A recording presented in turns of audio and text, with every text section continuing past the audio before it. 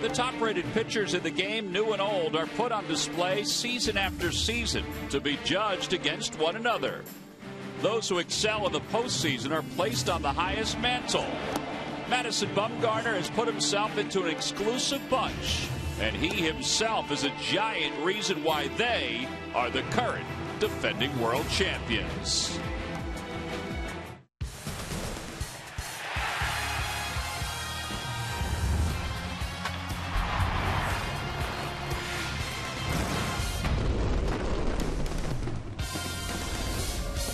Well, we have some great ceremonies that we're going to talk about a little later on here at Citizens Bank Park. It's the 71st anniversary of the invasion of D-Day. And plus, we are facing the 30th anniversary overall on the war in Vietnam. And there's some great things going on here at Citizens Bank Park that we'll talk to Murph about a little later on. And it's also Weekends with Schmidt, Game 2 between the Phils and the Giants. Hi, everybody. I'm Tom McCarthy, joined by Mike Schmidt and Matt Stairs. We get set for Game 2 between the Phillies and the Giants. Well, the Giants last night really erupted offensively. We know they have good pitching, Matt, and we are going to see the focal point of that good pitching here today in Madison Bumgarner. Madison Bumgarner, unbelievable. The numbers versus left-handers this year, he's only allowed 6 hits versus left-handers. And he is a guy that just goes out and knows how to pound the strike zone with a fastball slider. Last year, the World Series, this is in Game 5. He goes out, pretty much dominates once again against the left-handers using sliders, fastballs. It didn't matter. He had complete control of this game, keeping very good left-handed hitters off balance. The only thing he did in this game, he only allowed 4 hits, 0 walks, 8 strikeouts to 117 pitches. Now we move forward to Game 7. He comes in for relief for Tim Hudson and Jeremy Outfield. And all he does is goes out following 5 innings, throws very well. Didn't have a great fastball. He had very good command of his slider and his curveball, keeping them off balance. Unbelievable going up there on a 3 days rest and throwing another 68 pitches. Well, 52 and 2/3 innings overall in the postseason last year for Madison Bumgarner. This is a guy that finished just shy of 270 innings overall, which in this day and age is a pretty impressive number, and he's really showing no ill effects of it so far this season. All right, the Giants offense. The last few years, it hasn't been anything to write home about, but they are on pace to match last year's home run total. And last night, they obviously took a step forward toward that, Mike. And you look at the numbers. You got 272 batting average. That's tops in the National League. But middle of the pack as far as runs go. Beyond middle of the pack as far as home runs with 46. But they did last night get the home runs when they needed them. Yeah, Tommy, and that's very unusual for this club. They beat you with jabs and small punches. Here you see Matt Duffy going to right field, making the ballpark look small. And wow. Justin Maxwell goes to the upper deck almost off the Geico sign. That was Stanton-like. And here's Buster Posey. What a workman he is. Their straightaway center. The game winner actually was the 5th run and cost the Phillies the ball game. They lose 5-4. And Buster Posey, I mean, I had to make some notes about Buster Posey. College Player of the Year. Now, this is all in the last 6 years. College Player of the Year, Rookie of the Year, Comeback Player of the Year, National League MVP, 3 World Championships, Incredible. And a batting title. And I talked to Mike Krukow a little bit ago, and they were raving about Buster, being around him every day. And now he is really the guy that makes their manager's job easy. He's just a Johnny Bench at the age of 28, and he's got a 38-year-old head on his shoulders, and he's only 28. Fun guy to watch. Buster Posey. If he played in New York, can you imagine? We might be forgetting Derek Jeter. Well, we talk about the 52 and 2/3 innings that Bumgarner had last year in the postseason. He credits Posey for his success behind the plate. So today is Game 2 of this 3-game series. Bumgarner making his 12th start. And Severino Gonzalez, he's had about 10 days off. He'll make his 5th start in a Phillies uniform here in the big leagues. Lineups at first pitch from Citizens Bank Park when we return. Phillies baseball is brought to you by Coca-Cola, the official soft drink of the Phillies. By Toyota, where will Toyota take you? Visit buyatoyota.com to find out. Toyota, let's go places. By Citizens Bank, one deposit checking. Keeping things simple is helping you bank better. By Xfinity, the official entertainment provider of the Philadelphia Phillies. And by Independence Blue Cross. Live fearless. Learn more at IBX.com.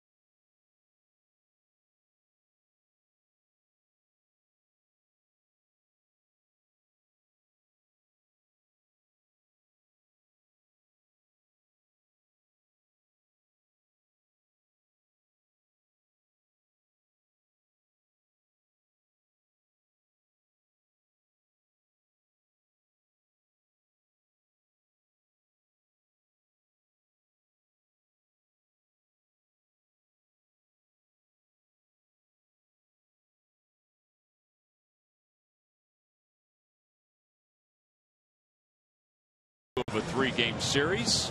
Let's take a look at the Giants lineup. It's brought to you by Xfinity, the official entertainment provider of the Philadelphia Phillies. Leading it off in left field, Nori Aoki. Batting second, the second baseman, Joe Panik. Angel Pagan, the center fielder, will bat third. Buster Posey fourth, followed by Brandon Belt and Brendan Crawford. Matt Duffy, the third baseman, hits seventh. Hitting eighth is Gregor Blanco. And batting ninth and pitching is Madison Bumgarner. And they will face right-hander Severino Gonzalez, just 22 years old. He hasn't pitched since the 25th of May. So he's going to be strong. Might be a little erratic, but he's going to be strong. Comes in with a record of 2-1 in 4 major league starts. And for the Giants, this is the first time, Matt, they'll see Severino Gonzalez. Yeah, in the scouting report with Severino Gonzalez, average velocity 89 miles an hour. He works very quick and throws a lot of strikes, as you can see right there. No walks in his last 2 outings. And Mike, this is the first chance that he's going to get to pitch at Citizens Bank Park. He's pretty excited about being here in Philadelphia. Well, it's also his first chance to pitch against the world champions. 3 of the last 6 years. These guys will battle the heck out of you. They hit home runs in yesterday's ball game, 3 to beat us. But normally they're just a workman-like, right on down through the lineup, bunch of hitters that'll just peck away at you and take what the game gives you. The toughest kind of lineup to pitch against. Well, here's Nori Aoki, who will lead things off. He did not play yesterday because he was battling flu-like symptoms. He caught that from Rafael Betancourt. Here's the first pitch of the day, and it's taken high. It's 1 ball and no strikes. Aoki, 409 in his last 11 games. That didn't go over my head. About the Betancourt thing? Thank you, Michael. Matt wasn't here then, but I got you. Last week, Rafael Betancourt took himself out of the game because he was battling flu-like symptoms after he gave up a home run. 2-1 pitch, swing and a miss. He threw him an off-speed pitch, and it's 2-2.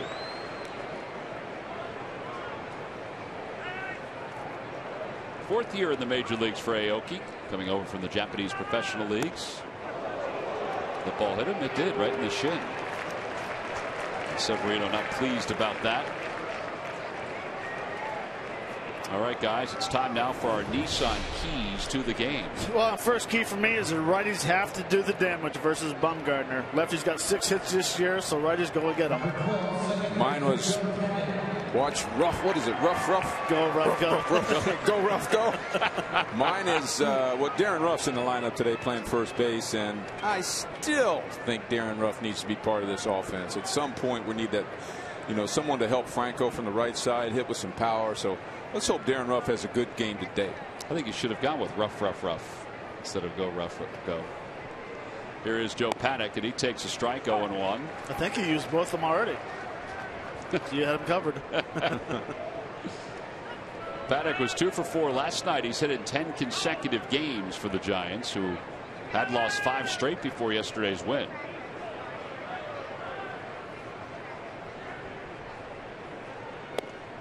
Just a bit outside, 1-1. Aoki had that 2-strike hit by pitch, Matt. I used to love to get the little nick on the uniform around the shin area when I had 2 strikes on me and just trot down to first, get me out of that at bat. For me, especially against a left-hander.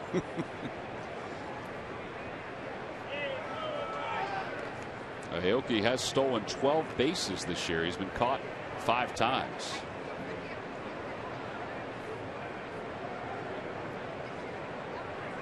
Started his major league career with the Brewers. Spent 2 years there. Kansas City last year, where he faced the Giants in the World Series. That one is hit right back off Severino. He doesn't realize where it is, and everybody will be safe. Let's hope he's okay. That ball was smoked right back to his chest. Well, there's a backdoor breaking ball, Matt. Just kept his hands back. Very giant-like. These guys will stay in the middle of the field. I'm telling you. I think Gonzalez kind of got his arms up or something there to protect him, but hope it didn't hit him in the right arm. Couldn't tell if it hit him in the glove or like the left bicep. Yeah. Sean Ficasdi comes out, the Phillies athletic trainer, and He says he's okay. It looks like he's going to throw one or two. Ryan Sandberg's out there. Bob McClure ventures out. By the way, that's an 11-game hitting streak now for Panik, who's starting to eat up Phillies pitching during his young career. Got him in the right wrist. Oh, is that what he pointed to? Yeah. And sometimes 2 or 3 minutes after it happens, it gets worse than it does right when it hits you. You kind of got a little bit of shock going there. Plus, you want to be tough. You know, you want to just let your teammates know this guy getting hit by a line drive off the bat. It doesn't bother me. Whoops, yes, it does.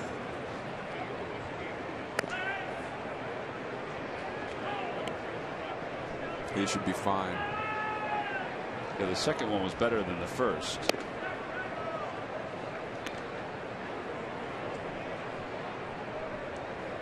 It's interesting. I don't know if we've ever seen a guy throw this many after getting hit, you know? That's 4 that he just threw. Unless he's just trying to loosen it up. He's counting on his pitch total. Yeah.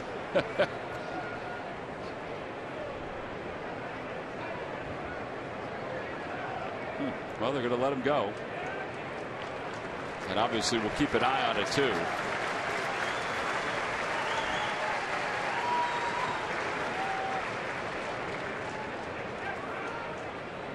During the 2015 season, Turkey Hill, the official ice cream of the Phillies, will contribute $100 for each Phillies victory and 5 cents for each carton of Phillies Grand Slam ice cream sold to support the Phillies youth baseball and softball programs.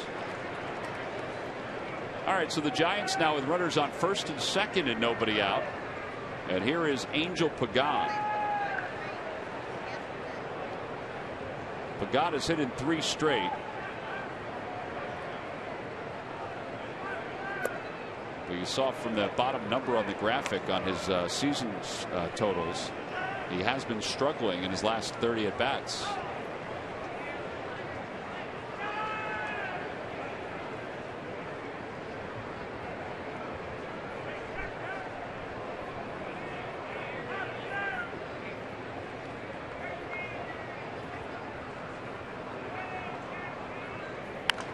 Fly ball foul, and it's 1 ball 1 strike to Pagan. Giants once again playing without Hunter Pence, who's out with a wrist injury. And there's a chance he plays tomorrow. Giants, though, may wait until they're out of Dodge before they put him into the ball game. That one's pulled foul down the right field line, 1-2.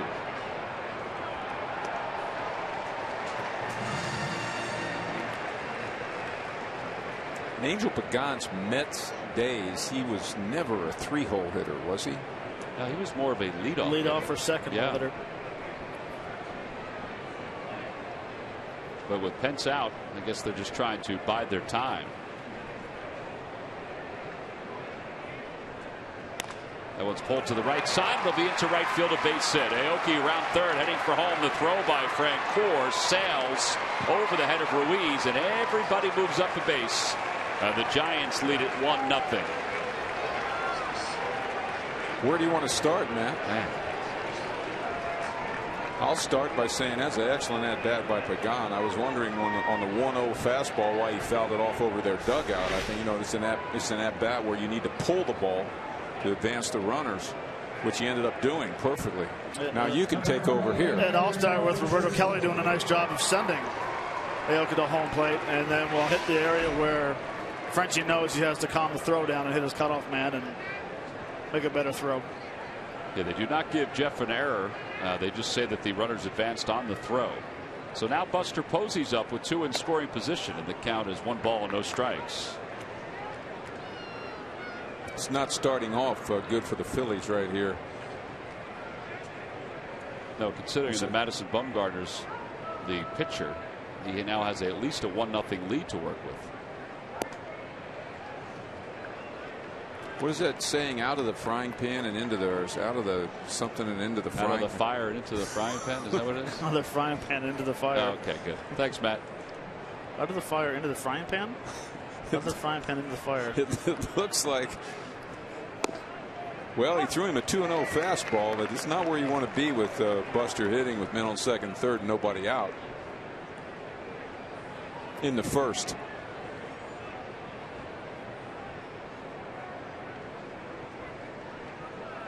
Two balls, one strike. 2 balls, 2 strikes.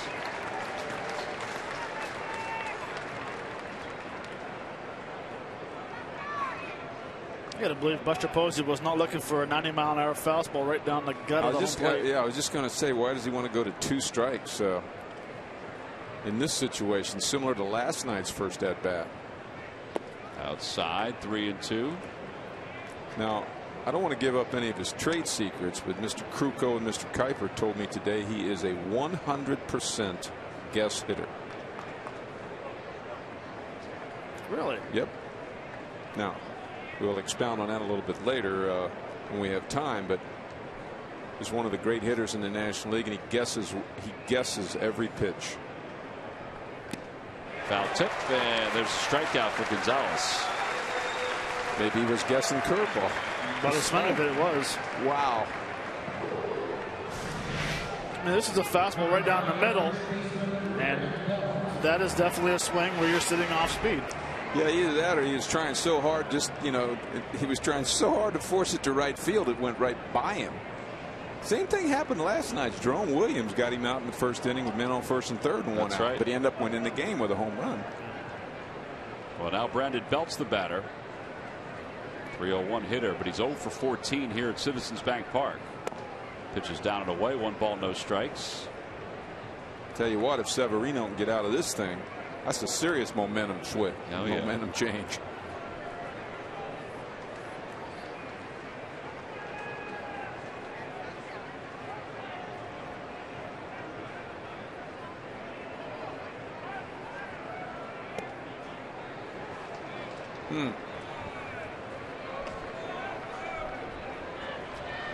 There's a pitch right there that's a home run pitch.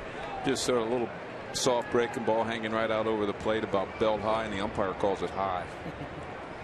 Mike Winters, the crew chief, is behind the plate. Mark Wagner's over at first. Marty Foster at second.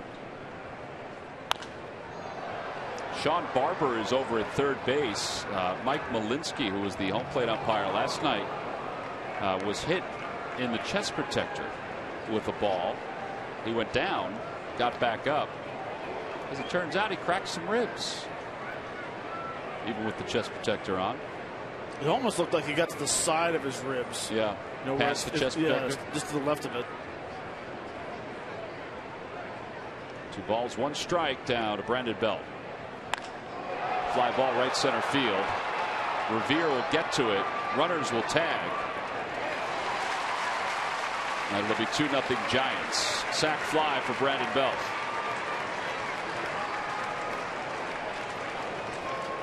As Panic scores.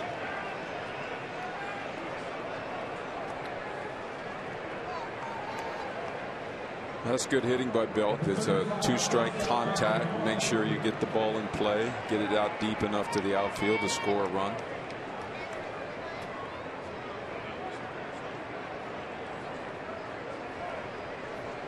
Well, here's Brandon Crawford. Crawford was 1 for 4 last night with an RBI.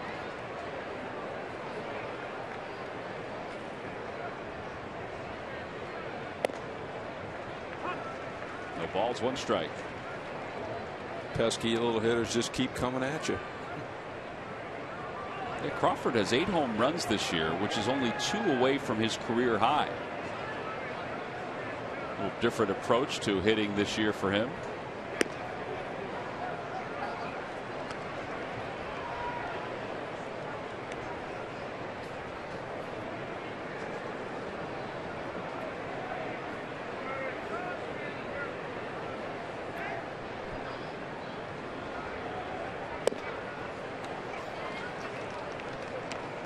Really, if you look at this lineup, the Giants lineup, 1 through 9 can hurt you. They're going to battle. The worst batting average in the top 9, besides the pitchers, Duffy at 277. Which is part of the reason why they sit atop the National League and average at 271. should say 272. Bruce Bochy has 6 different players who have had at least 4 home runs in this lineup.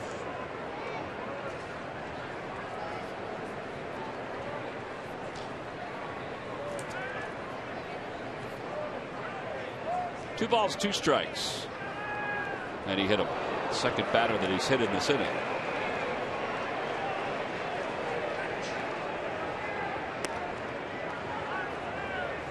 And that'll put runners on first and third with 2 outs, and Matt Duffy will be the batter.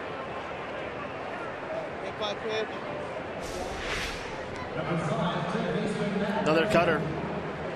Another cutter that got away. Hit Crawford in the thigh. Same pitches that Aoki got hit with was a cutter.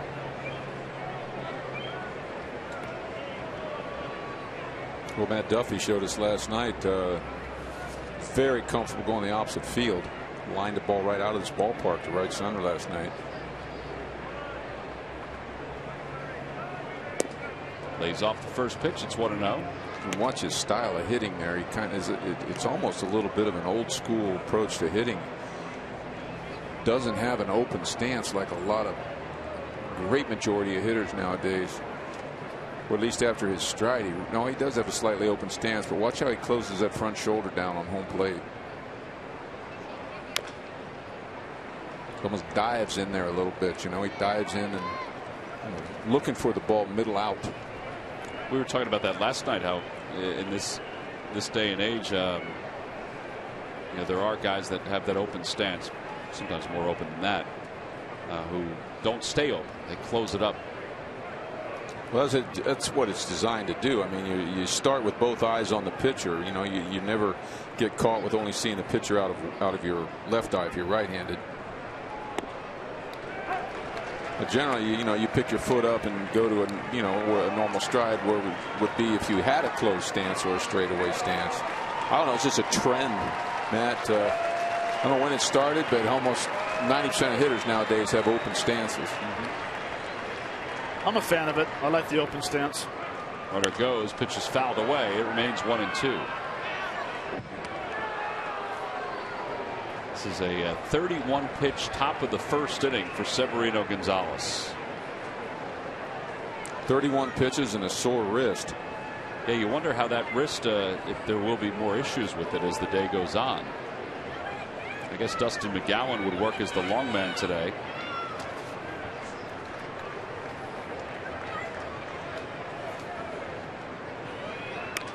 Popped him up. Darren Ruff over at first base, waits for it. And the side is retired. So 32 pitches for Severino Gonzalez.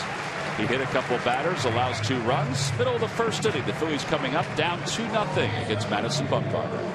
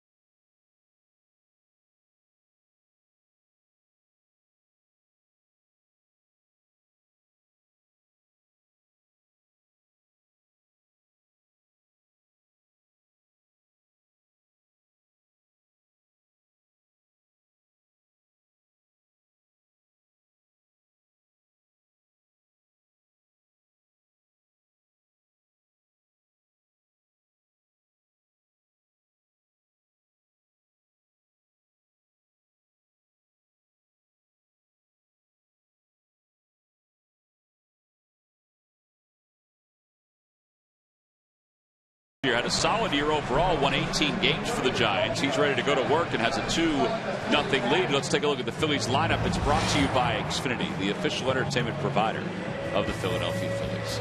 Leading off at center field, Ben Revere, then Cesar Hernandez and Maikel Franco. Darren Ruff, the first baseman, bats cleanup. Jeff Francoeur hits 5th. Cody Ascio bats 6th, followed by Freddie Galvis and Carlos Ruiz. And then Severino Gonzalez will be the number 9 batter. Bumgarner 6-2, an ERA of 3.12 this year. 61 strikeouts and 69 in the third. All right, so Matt, has he gotten better as the year's gone on? He's got smarter. He's a guy that has that little funky delivery with the arm slot. You can see the scouting report. He averages about 92.2 miles an hour on his fastball. But what I'm very impressed with is that he has only allowed 6 hits versus lefty. That's the best in all of baseball. That's incredible. Yeah. Cole Hamels in the top 5.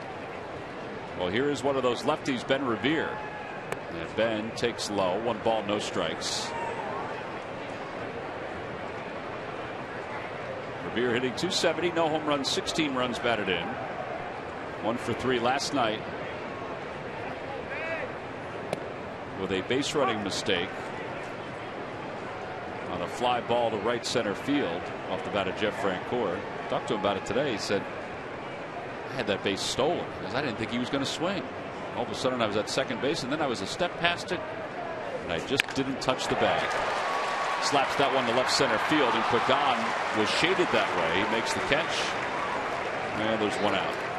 Well, I watched that on replay, and I could give Ben a pass on that. I mean, you know, it's a mistake that cost him dearly in the ball game, but you could see where you may get kind of caught up in the moment. Not really. If you rounded the bag, you know, and headed toward third, you know you have to retouch the bag. But if you just kind of ran over it 1 step and turned around and ran back to first, you might not remember to touch it. Hernandez tries to butt his way on. He butts it foul. He said he got back to first base, and he said to Juan Samuel, as we watch it here, look, he's thinking he's going to steal, going into a head first slide, stops, and then whoop, right over the bag. Yeah, yeah. He said that he looked at Maxwell and how shallow he was. He said, I got to get back. And he said, but I didn't have to get back missing the bag. I could have hit the bag on the way back. Ground ball to first, and Belt will take it to the first base bag.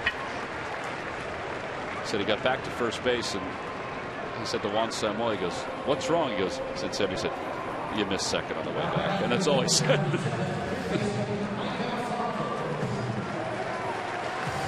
Well, here's Franco batting third today.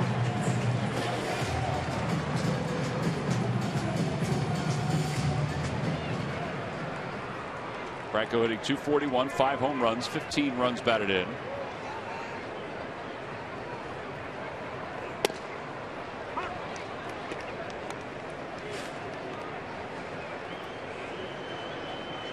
Toyota Major League Scoreboard. Joe Ross made his Major League debut today for the Nationals, but it was the Cubs who pulled out the victory 4-2.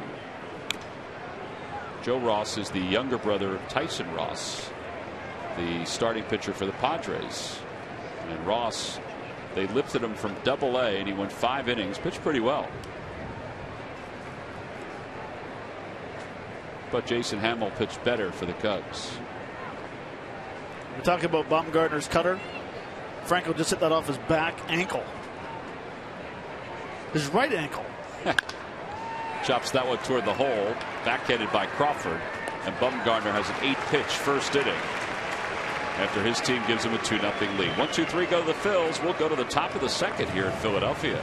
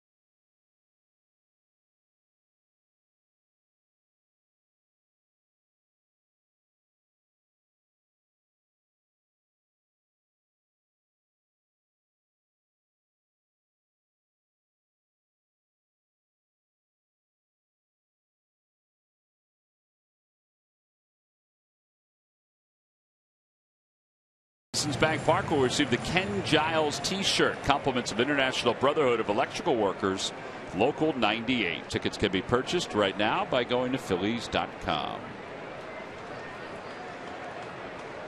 Top of the second, Gregor Blanco will lead it off. It'll be Blanco, Bumgarner, and Aoki for the Giants. They lead it 2-0. Severino Gonzalez back to work. First pitch is a strike. It's 0-1. Blanco had a hit in 5 at-bats last night. He was struck out his first 2 times up.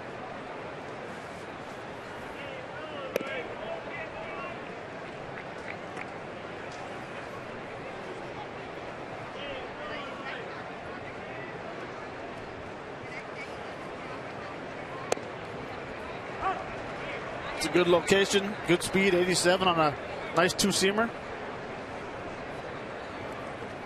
It's where the young gentleman has to pitch.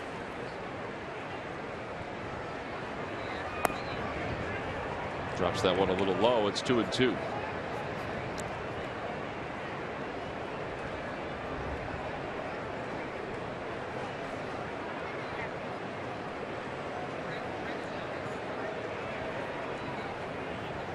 Got him. That ball looked like it was tailing away. That's the second strikeout for Gonzalez. If you're not an early bird, tonight's your chance to check out the new morning show that Philly is waking up for. Watch an encore edition of Breakfast on Broad, presented by Virtua Joint Replacement Institute, tonight at 7 on Comcast Sportsnet.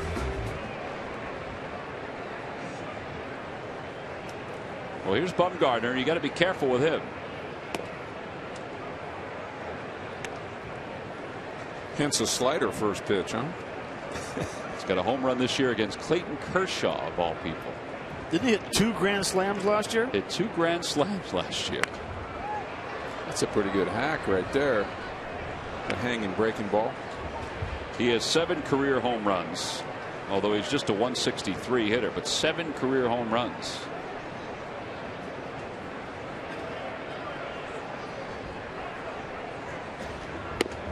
The outside corner, 1-2. That looked like a cutter. It listed as a fastball, but it had some cutter action to it. Something tells me he was little more than a pitcher when he was in high school. Well, it's funny you say that. When he was in high school, he won a state championship. He won the state championship with a walk-off double. He went on to be the Gatorade High School Player of the Year in the state of North Carolina. 2-2 pitch. Come on. Would you say he looks hitterish in that batter's box for a pitcher? He does. I would say it. Yeah. Very comfortable. Should have just struck out. He did now. Pretty similar pitch.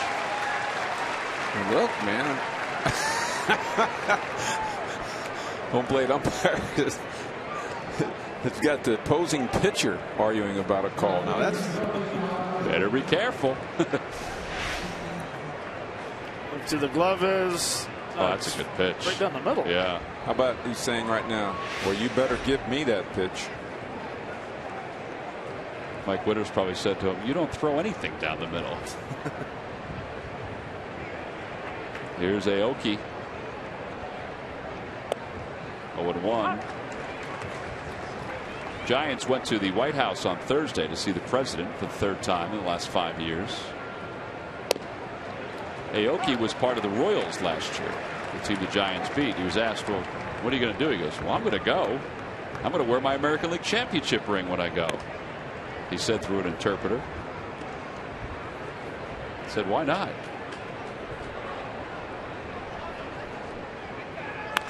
That one is poked into center field, a base hit, and he's on for the 2nd time today.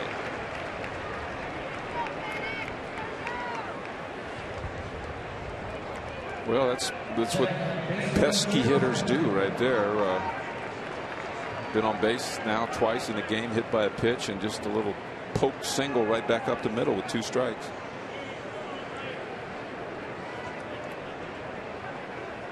Well, now they have to figure out how to get this guy out.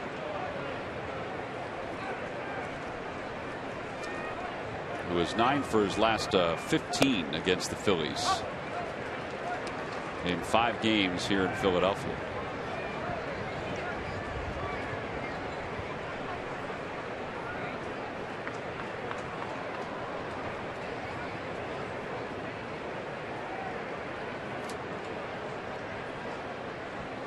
In the dirt. 1 ball, 1 strike.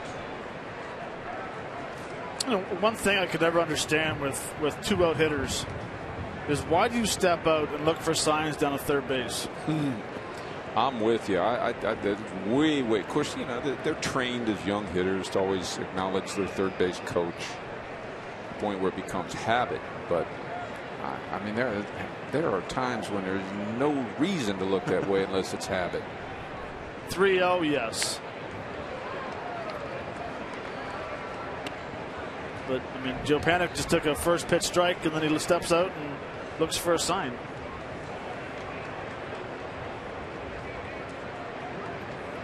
Yeah, they're probably not giving Aoki any sign. If he's going to go, he's probably on his own. Yeah, he's probably at the green light, which would be a good time to go right here. Although Gonzalez is very quick to home.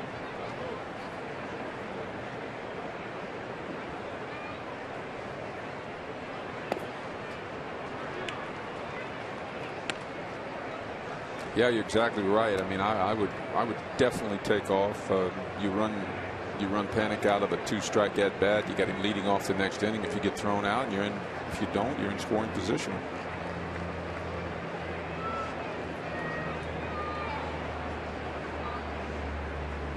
Chopper right side. Hernandez is there, and Gonzalez has a scoreless second inning. No runs, 1 hit. And 1 man left, middle of the second. It's the Giants 2, Phillies nothing.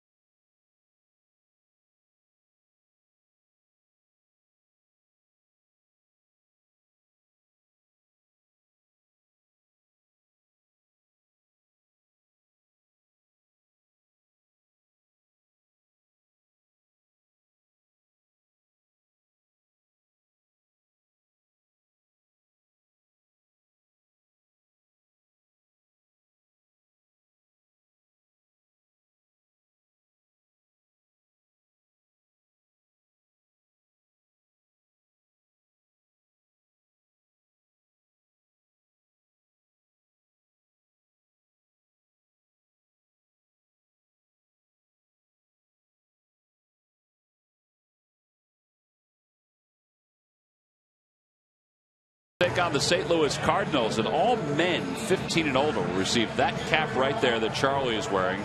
It comes with his mustache. It comes with both things, and it comes with Gene's mustache as well.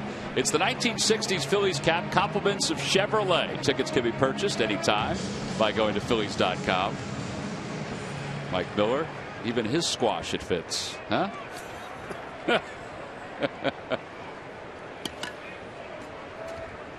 Here's Darren Ruff, who takes a strike. It's 0-1.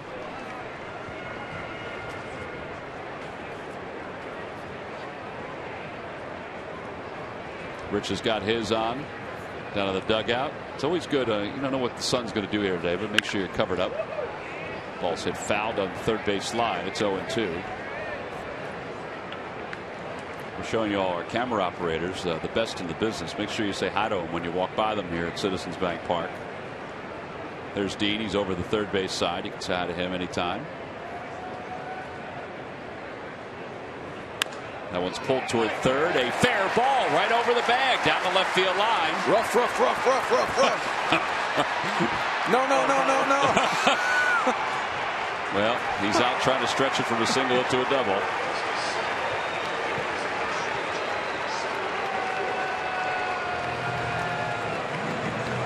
Tell you what, He went down and got a ball, hooked it over third base bag. Should have been a double all the way if it weren't for an unbelievable play. Is that Blanco? Wow, nice play by the left fielder. Oh, Aoki, excuse me, my bad. Good throw. Looks like he was going to call him safe if he didn't fall past the bag. Brandon Belt takes care of Jeff Francoeur, and there are 2 outs. You know, the umpire was kind of looking, and had it signaled. So right there, Darren missed the tag, and then whoop. You want to talk about a helpless feeling? That must be right there.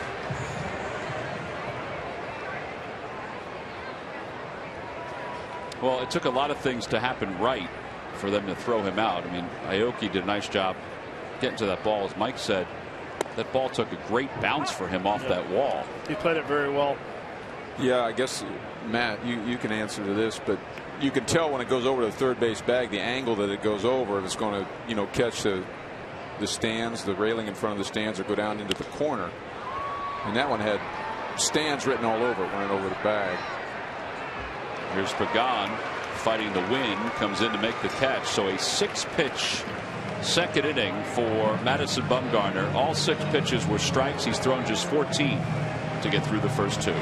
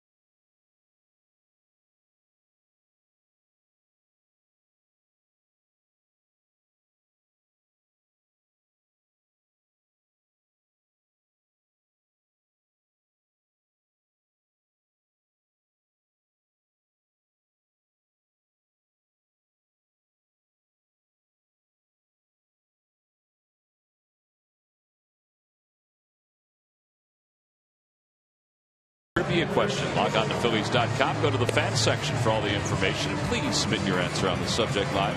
All right, guys, here we go. What 2 players hold the record for most seasons with the Giants franchise? What 2 players hold the record for most seasons with the Giants franchise? That's New York, San Francisco. We're including everything.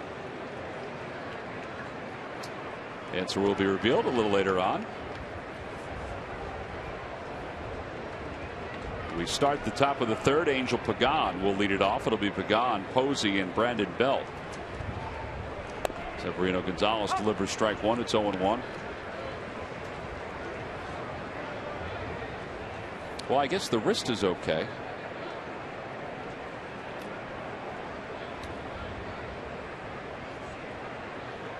Oh, 0-2.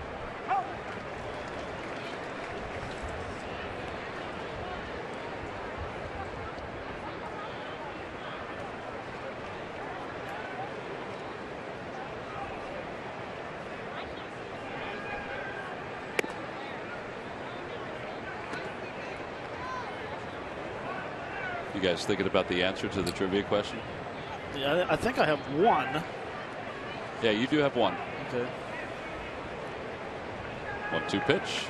And a call. Strike 3. Pagan down looking for strikeouts for Severino Gonzalez.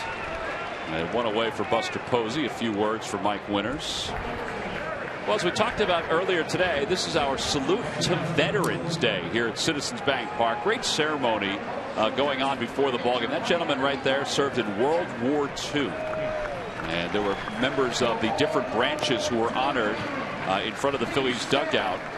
And it was stirring listening to Dan Baker talk about the United States of America with the passion that he has. And as Buster Posey stands in, let's go to Greg Murphy with a very special guest. Now, Murph, you got to be careful with the number of questions you're going to ask Paul Moeller, because we all know Paul. He's one of our good friends, but he may be able to fill those answers pretty quickly. You know, Tom's getting on you right away, saying that I'm only going to need to ask you one question, and that'll be it.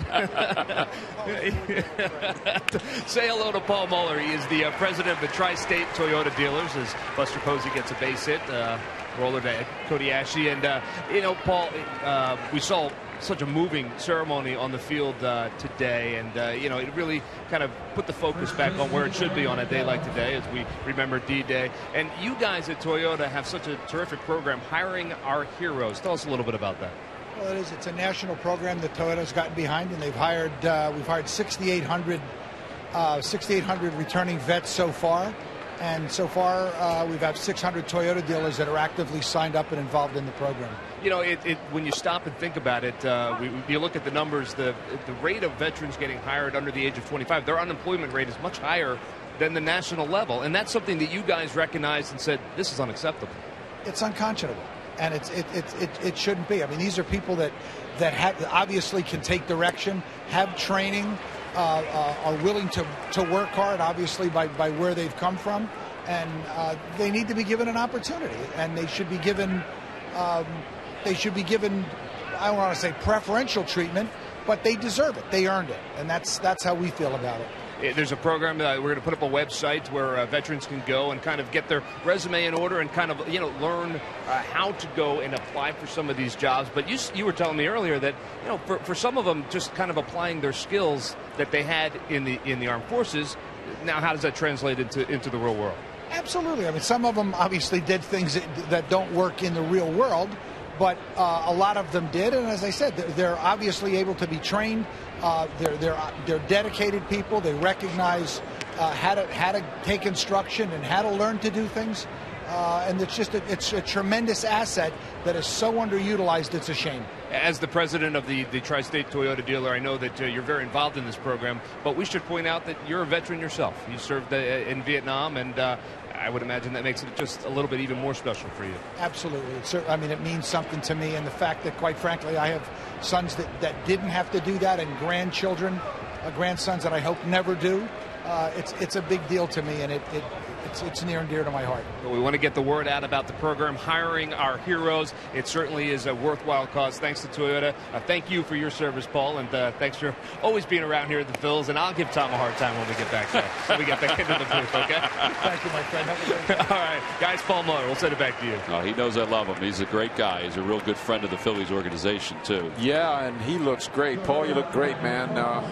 It's like you look healthy. And how many have you dropped? Yeah, Murph, how much weight has Paul dropped? He's saying that you look slimmed down too. So I did that 2 months ago, and lost about 20 pounds. So lost I about don't 20. recommend it as a diet, but nobody signed me up for Jenny Craig, so I thought I'd give this a shot. I don't know if you heard that. He was battling prostate cancer. You did hear that. Okay, so but yeah, maybe not the easiest way to go about losing the weight, but hey, you look good. I hope you're feeling good as well. I will. Good. All right. Will do. Guys? All right, Murph, thank you. We've known Paul for a long time. He is one of the great people that we get a chance to interact with all around the ballpark and even during spring training. Gives some of the best speeches you'll ever hear. There's a liner out toward right that'll drop in front of Cody Ashley. And 2 hits in the inning for the Giants. They have runners on first and second with 2 outs. And Matt Duffy's coming up.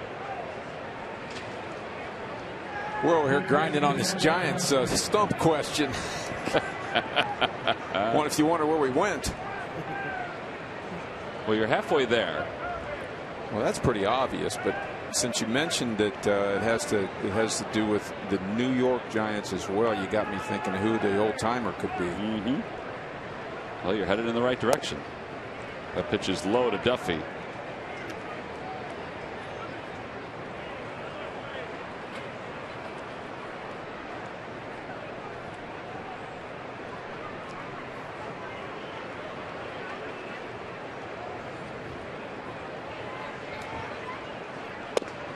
on the inside corner. 1 ball and 1 strike.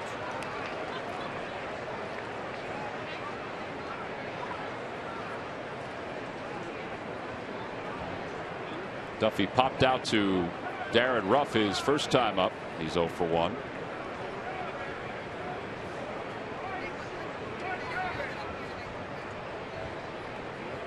That one's hit sharply off the glove of Franco into shallow left field. A run is going to score. Going to third base is Brandon Crawford. And the Giants now lead it 3-0. Well, they're going to score that a single and an RBI for Matt Duffy, his 24th RBI of the season. 24th RBI. And his only started. I'm not sure, he hadn't been there the whole season. As the tough hop jumped up on Franco right at the last second. I know he'd like to have that over again. He'd never like to miss a ball and allow a run to score. Yeah, it jumped up. He did the best he could to try to knock that thing down. It was 2 out RBIs, Matt. Ooh. Back-to-back 2-out knocks. Oh, we saw that in the game last night. The first 5 of the 6 runs were scored with 2 outs.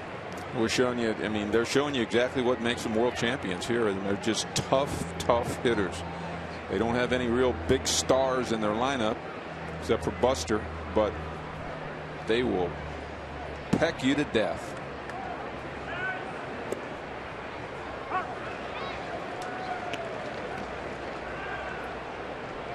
They will question the umpire over and over and over. It's about the 4th guy. Well, look at the pitch count comparison. 2 2/3, 72 pitches, 2 innings, 14 pitches for Bumgarner, who's on deck already. Inside, 2-1.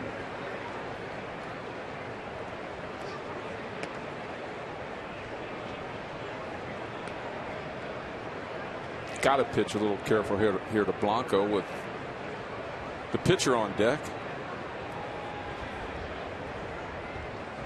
The pitcher with how many grand slams? He had 2 grand slams, 7 home runs, 2 grand slams. Off the end of the bat, and it's 2-2. Blanco's got some adjustments to make here. It's the same situation he was in last time, except no runners on base, but a little changeup fader away that he struck him out on last time. He just barely got a piece of it there.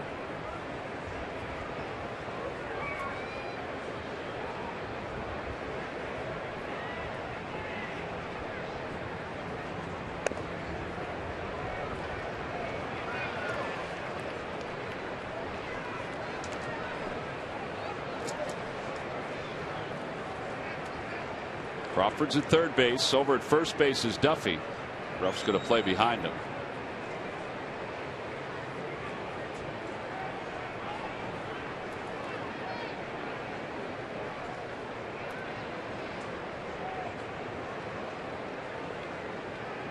Runner goes from first. Pitch is fouled away.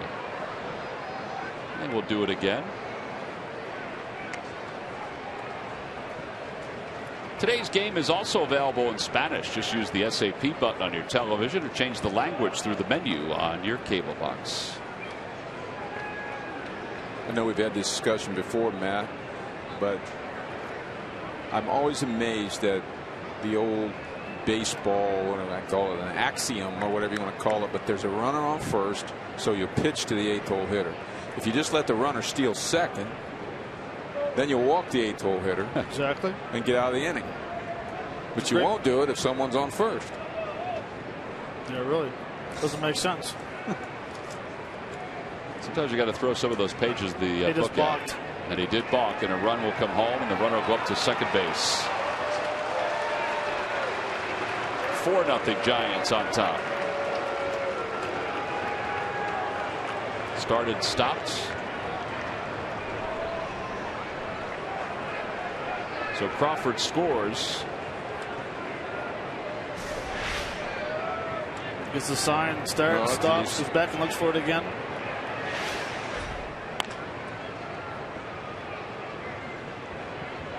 Well, now we're in that position. I guess because you have 2 strikes on him, first base open. Well, you got to throw. So you got to bounce something, don't you, Matt?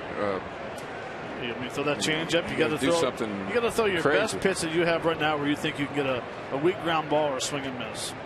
But it can't be nothing belt high. Well, there's ball 4. So it does put runners on first and second for the pitcher, Madison Bumgarner. And Dustin McGowan starts the throw in the pen.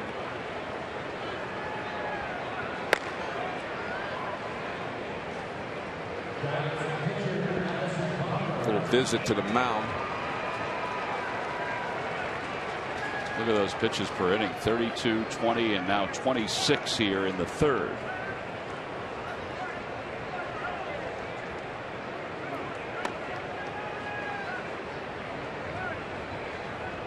Well, we got a minute here. We looked up a stat at the break, and I asked Carl what the on-base percentages of the two teams were, just for comparison reasons. The Giants have a team 331. 331. Wow. On base percentage. We're seeing one of the reasons why right now with 2 outs. Third in Major League Baseball compared to our 287 on base percentage, which is 29th in Major League Baseball. That is a huge difference. Well, here's Bumgarner, who struck out his first time up. Takes a pitch low. It's 1-0.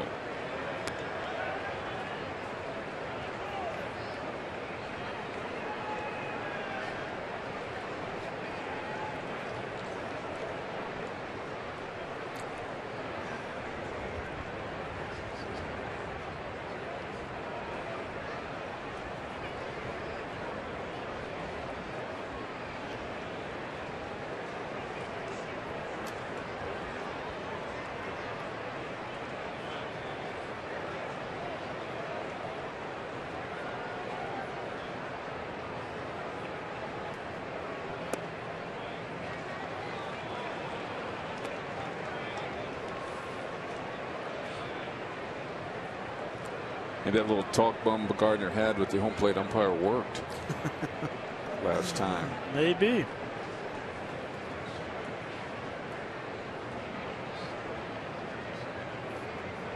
Think he's going to take a big hack right here? Ooh. I think he wishes he would have. It's not many pitchers that get a 2-0 slider. Which probably could have come around the plate, and it could be 3-0 right now, but we got the call.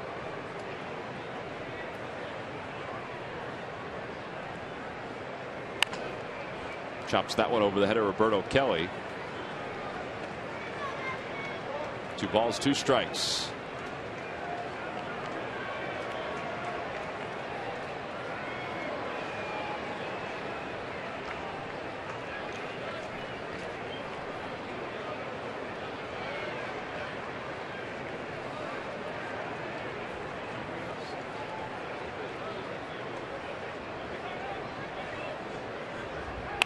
That one's pulled toward the hole, and it's knocked down, and then it squibs away for Freddie Galvis. It'll be a base hit for Bumgarner, and the bases are now loaded here in the third. And that'll bring Aoki to the plate. Well, even the pitcher keeps the rally alive with 2 outs. Freddie did the best he could to keep it in the infield, which he did.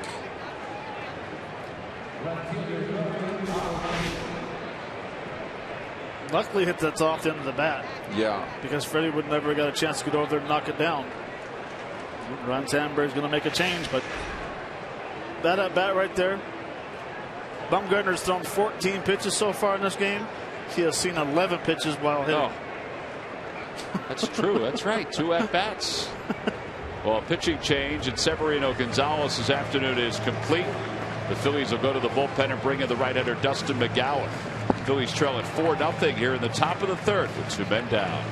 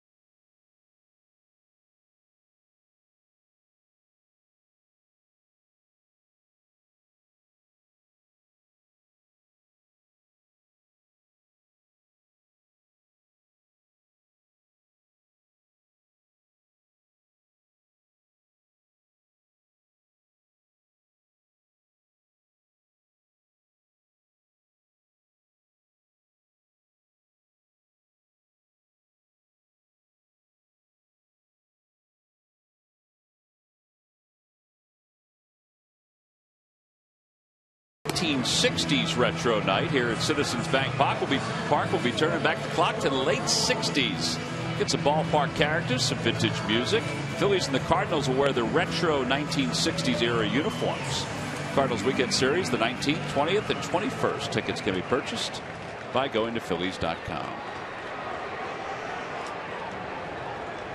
So with 2 outs, top of the third, Severino Gonzalez will give way to Dustin McGowan, back from the minor leagues. And he will face Nori Aoki with the bases loaded. He's come in a little bit of a predicament.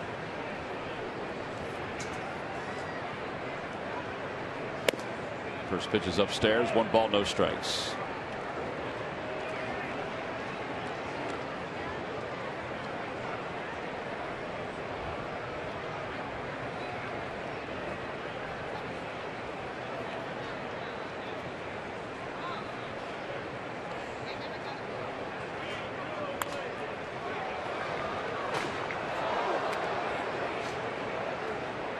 Aoki's already been up 3 times. We're in the 3rd inning. Hit by a pitch, scored a run, singled in the 2nd. And we have sent 6 hitters to the plate. It's amazing. Phillies are actually lucky it's only 4-0 at this point.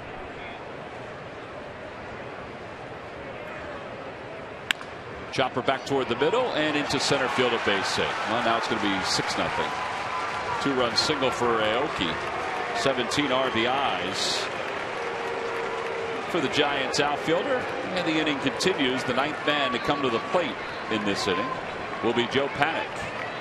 Tom, you're exactly right. That was good hitting by Aoki, but if you can get out of that inning, you're only at 4. That's very doable. But now you're starting to get into uncharted territory here, where it's going to be really hard to come back and win the ball game, especially if you're not out of the inning yet.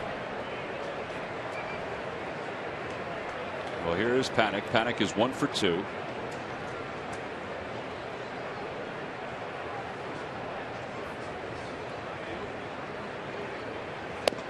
On the outside corner at 95. A little bit of a different tempo on that fastball than Severino's.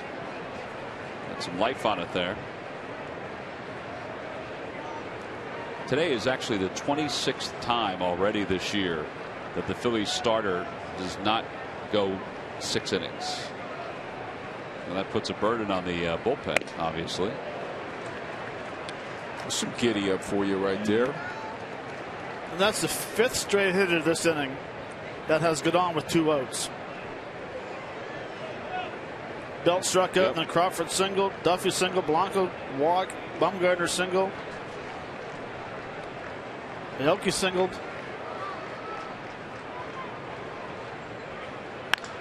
Fly ball center field. Revere heading back, and he's there.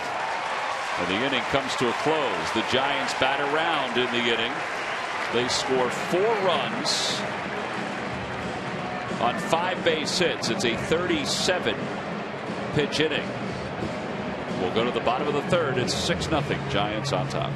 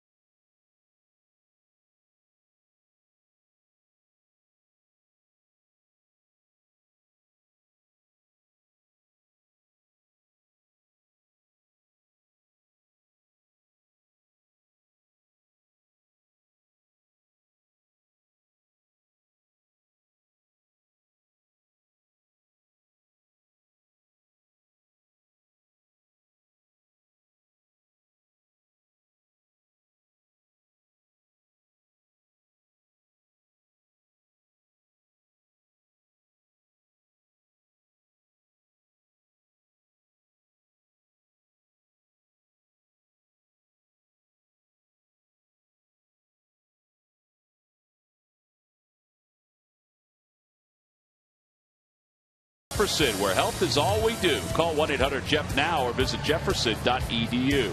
And buy Chevrolet. Visit your local dealer at ChevyDealer.com.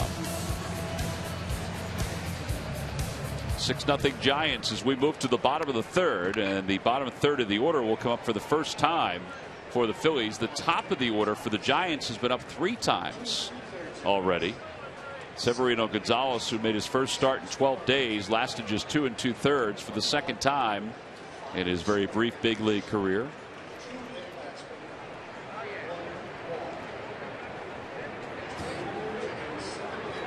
Freddie Galvis takes a strike. It's 0-1. 9 straight pitches, 9 straight strikes. It's incredible. Phillies have thrown 89 pitches as a group, and Bumgarner's thrown 16.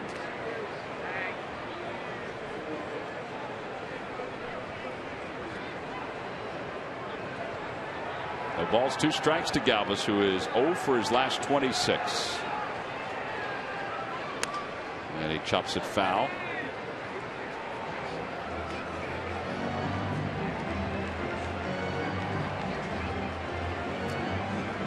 Spent a lot of time yesterday during batting practice with Freddie. Had a nice chat with he and Larry Boa. Larry was counseling Freddie at first base during batting practice. You know, Freddie didn't play last night. And Freddie's not dealing with this mentally as well as we'd like to see him.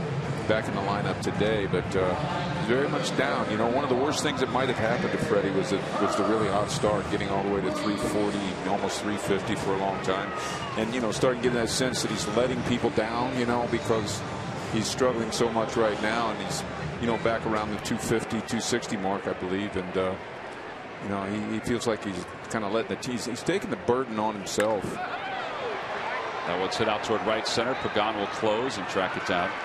How do you convince him, Mike, to well, you just keep talking to him, tell him to be patient. All they want out of Freddie Galvis is to play every day, to play a really good defensive shortstop, hit 240, 250, contribute a little bit offensively. As he grows as a hitter, he can then roll into that 2-hole in the batting order where he becomes more offensive minded. But you know, just keep a positive attitude.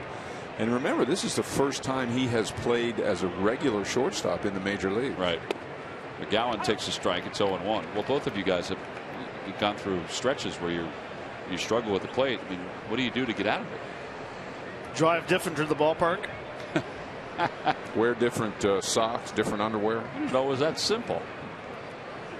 Inside, 1-1. Tom, the streak is over. Oh, he finally threw a ball out of the strike zone. Finally threw a ball out of the strike zone. 19 strikes, 2 balls. Fouls it away, and a new streak begins. 14 consecutive strikes.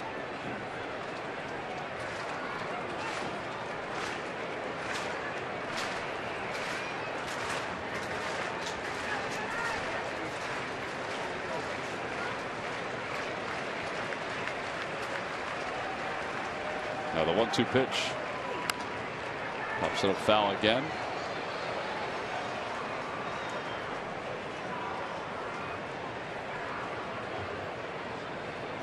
I like that. Buster Posey calls a fastball down the middle, but he wants it elevated. Bumgarner didn't want to throw it. He went back to the exact same sign again. And he takes a slider or curveball looking, and it's a 10-pitch inning for Madison Bumgarner. He better be careful. He's not going to be able to complete this game if he keeps throwing this many pitches. We'll go to the 4th inning with the Giants up 6-0.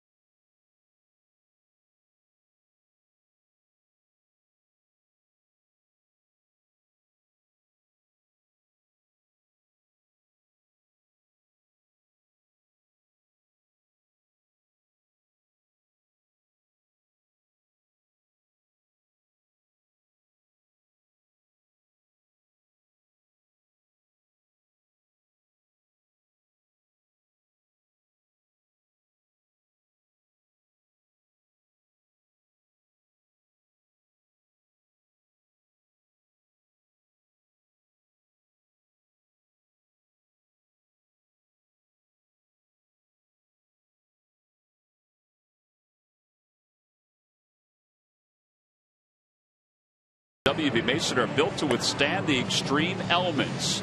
Trust Avery with your most essential shipments. Who but WB Mason? Well, between innings, that is Captain Frank Fisher, who just came back from a tour of Afghanistan serving in the U.S. Army, where he is a nurse. And he was part of the changing of the bases between innings as we salute our veterans here this afternoon at Citizens Bank Park. A nice round of applause as Dan Baker introduced him. We go to the top of the fourth. Angel Pagan takes low from Dustin McGowan. It's 1-0. Pagan is 1 for 2 with an RBI single. Struck out his last time up against Severino Gonzalez. Severino wound up going 2 2/3.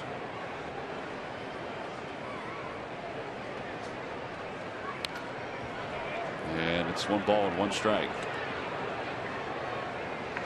Guys, we talk about these Giants. You each won a world championship. How hard is it to win 3 in 5 years? I mean, it's hard to get there. It's hard to do it again after you've won it one time. Everything has to go right. You have to have an MVP hitter.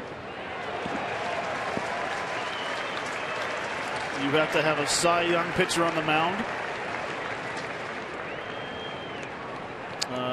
You have to have a very good bench, and you can't rely on one guy to carry you throughout the playoffs or into the World Series. You need a team effort, which includes everybody. And I guess having this guy in the middle of the lineup is huge for the Giants during these 3 World Championships. Murph, this guy's been a pretty special player for the San Francisco Giants. He has everywhere he goes. But Tom, if it feels like he is particularly dangerous here as he lines out to Freddie Galvis, you'd be correct.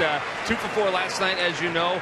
1 for 2, 1 for 3 now in this game. But Buster Posey, one of the best here at Citizens Bank Park when it comes to guys who come in and play here. It is the subject of our Coors Light Cold Hard fact. Only Ryan Braun at 407 has had more success at Citizens Bank Park than Buster Posey. Those numbers coming into his last at bat, batting 404 here at Citizens Bank Park. That is second best all time for visiting guys here at the park. Well, thank goodness Fielder's in the other league. I'm being accosted by the Fanatic as we speak, guys. Well, actually, Matt is. There he is. Yeah, he seems very friendly to you. No, let me. I got it.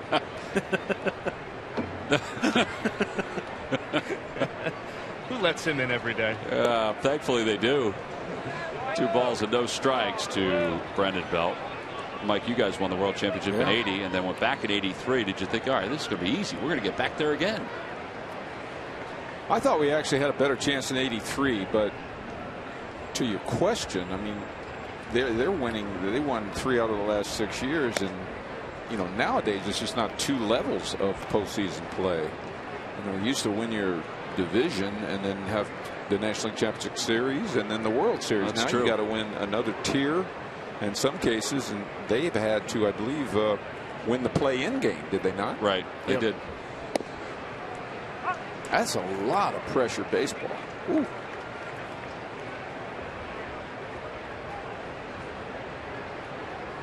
And throughout it all, that guy just seems to just be at one level, just calm as, at least outwardly. And you know what?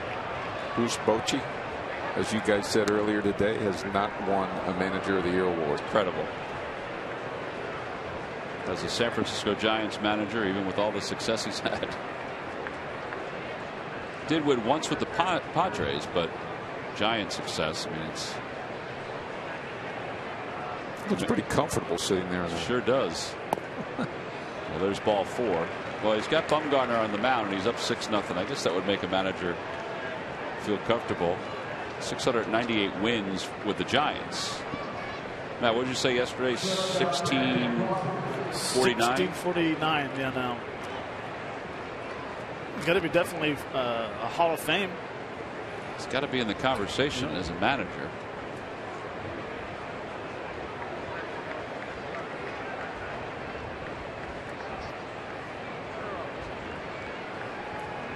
Here's Brandon Crawford. Crawford has been on base twice.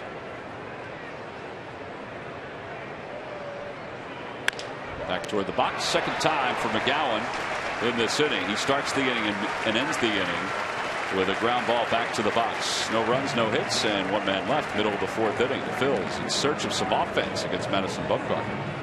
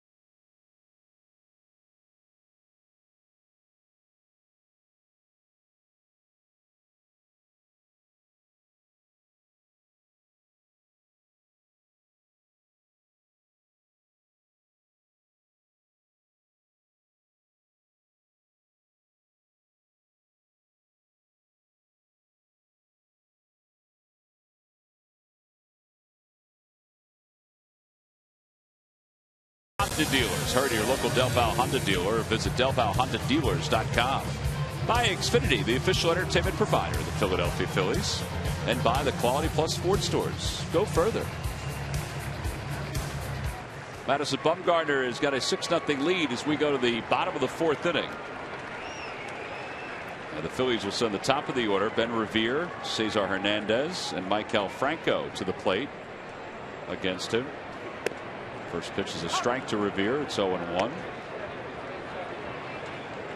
Revere flying out to center. His first time up.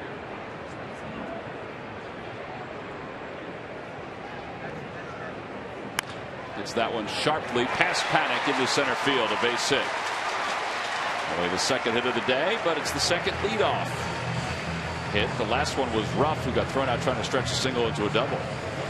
And the second time Ben Revere's hit the ball right on the nose. He lined out to left field the first time up, and it was a line shot right by the second baseman. For a left-handed hitter, Ben's right on this guy. Yep. Now, what is that, 7th hit now for a lefty? It's the 7th hit, but it's only the 33 at bats. Yeah. They say a lot of teams do a lot of Bumgarner a lot of favors by stacking their lineup with a lot of right-handed hitters. And he gets in that mode where he can throw that backdoor curveball or that cutter inside. And I can't think of the gentleman's name. He plays for Arizona, left-handed hitter, leadoff hitter. He's got like 4 hits against him this year already. Inciarte? Yes, thank you. Even if I could have remembered that name, I would have been able to pronounce it. 0-1 to Cesar, and it's 1 ball, 1 strike as he takes low. Well, you're right. They're here because they can get right-handed hitters out effectively, right, because they face 90% right-handed hitters.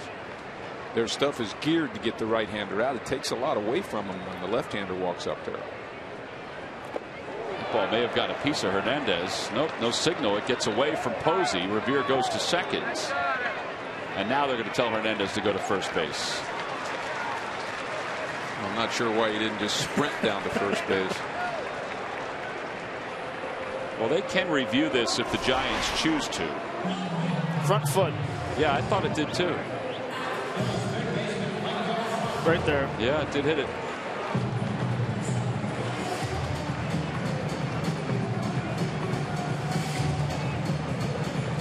Well, do you want to hit that bad to hang around home plate hoping that they don't see it?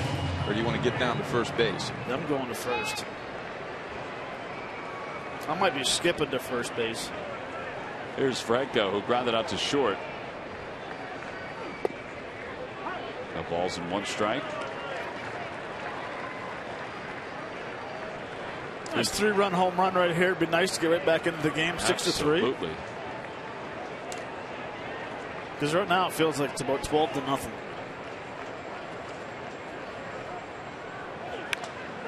loop out towards center field. Panic, won't get it. It drops for a base hit. Revere will stop at third.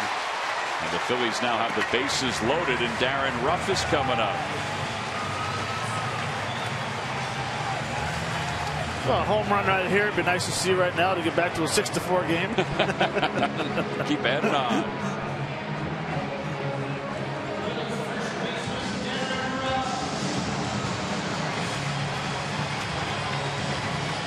Franco's now hit in 5 consecutive games. He's hitting over 400 during that stretch.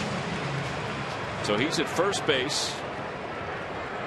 Hernandez is at second, and Revere is around at third. And Darren Ruff, who singled, thrown out trying to stretch that single to a double, will be the hitter with nobody out here in the fourth.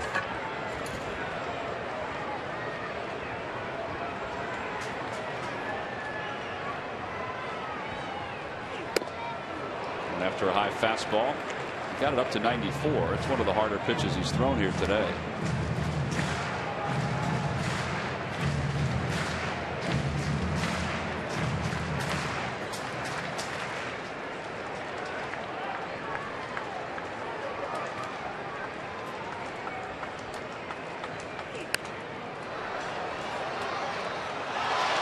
Some guy just made a great catch, a one-handed grab. Give it to that little lady. Here we go. Watch it. There you go.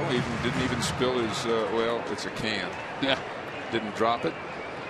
Tell you what, you can see why Bumgarner's such a great pitcher. He can reach back for a little extra here, which he's done 2 pitches in a row. He goes upstairs to Ruff, and it's 1-2. You can hear the grunt up here.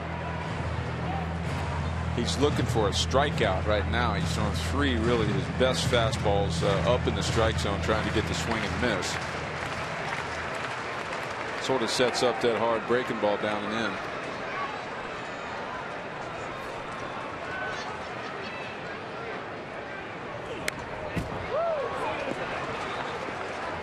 Another fastball.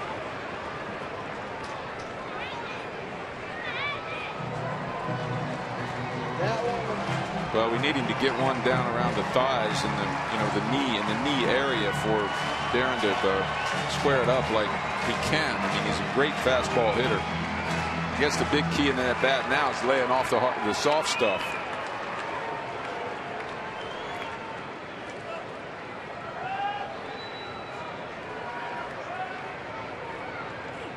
Well, he got the soft stuff, and he just got a piece of it to stay alive.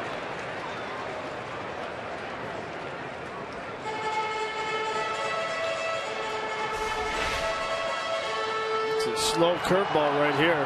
I'll tell you what, that's good hitting. I mean, he's got to protect against that 94-mile-an-hour fastball. A little change-up curveball gets him out in front, but he still reached out and got a piece of it. Just stay alive.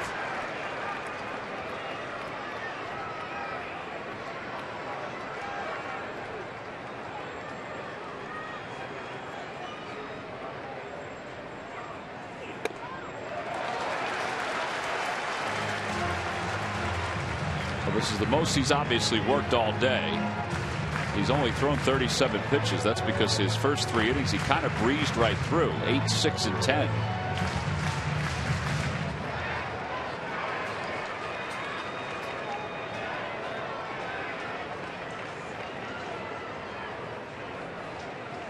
Two balls, 2 strikes to Ruff. Check swing. Did he go? I don't think he did. Ooh, he did, says the first base umpire. Second time in this homestand that's happened. Mark Wegner is the first base umpire. This replay may tell a different story, but I thought he held his swing. Maybe he didn't. I was about to say he's hanging on. It's a heck of an at bat gone. I didn't see any way he would have swung at that ball. Well, prior to that at bat, the best at bat or longest one was McGowan, who had a 5-pitch at bat. This one was a 7-pitch at bat for Ruff. So 1 out, base is still loaded.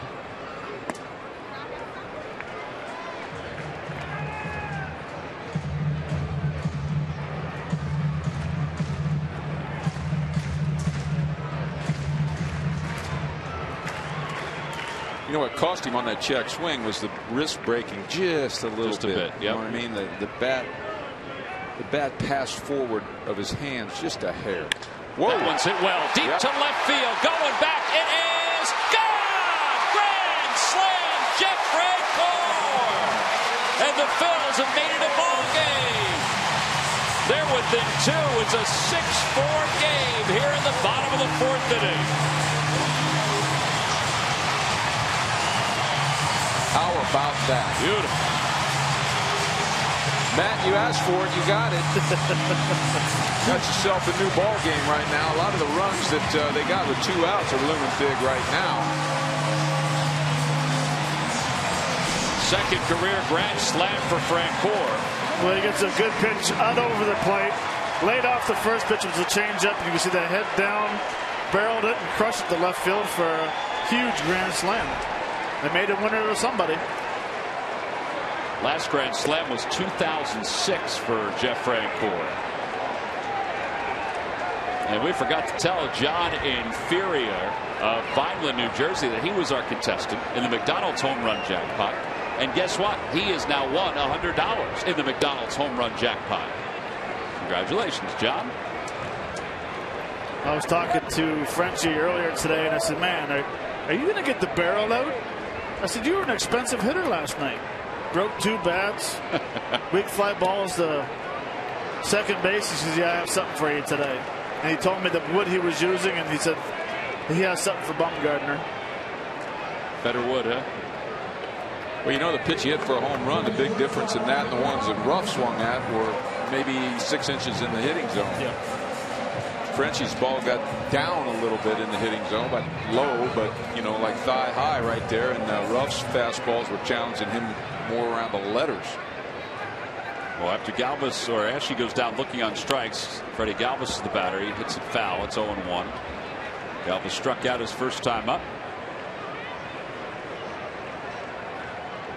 Well, this ball game has a totally different complexion to it now.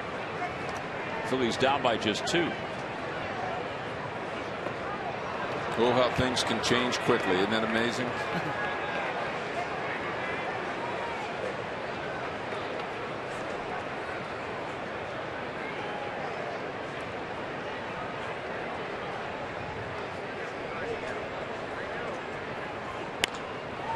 Softly to shortstop. Crawford's up with it.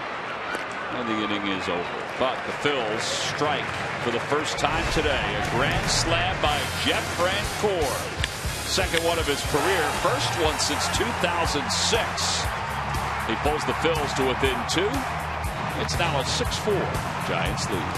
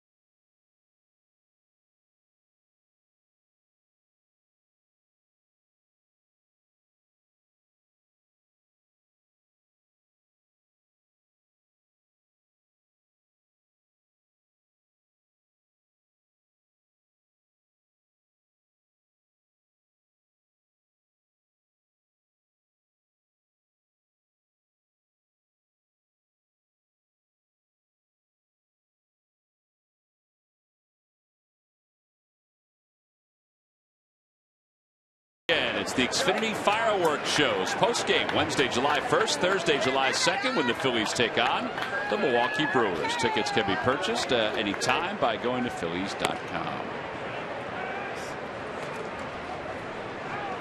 Well, speaking of fireworks, Jeff Francoeur provided some a little early in this celebration with a grand slam in his last at bat to make this a 6-4 game.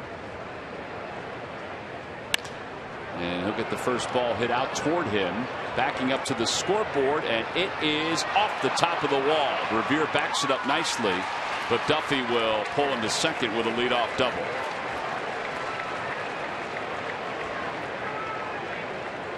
Duffy showing us again right center field power.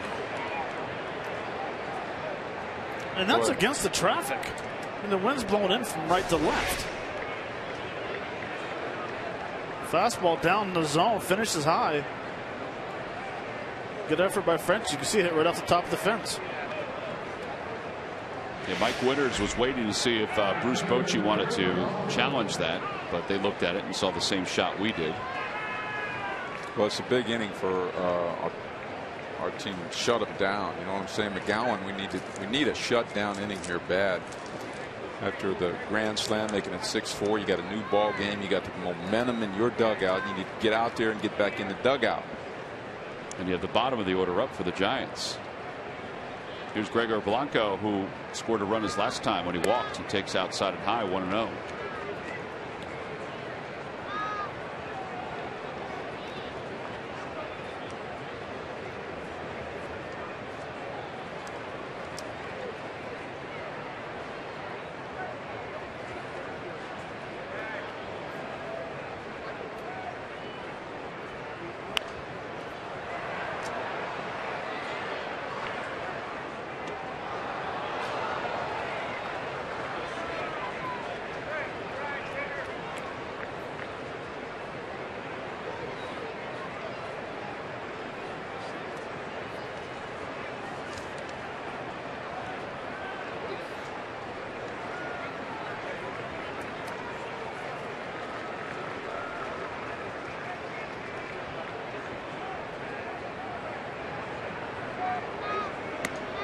Went around, and it's 1 ball and 2 strikes.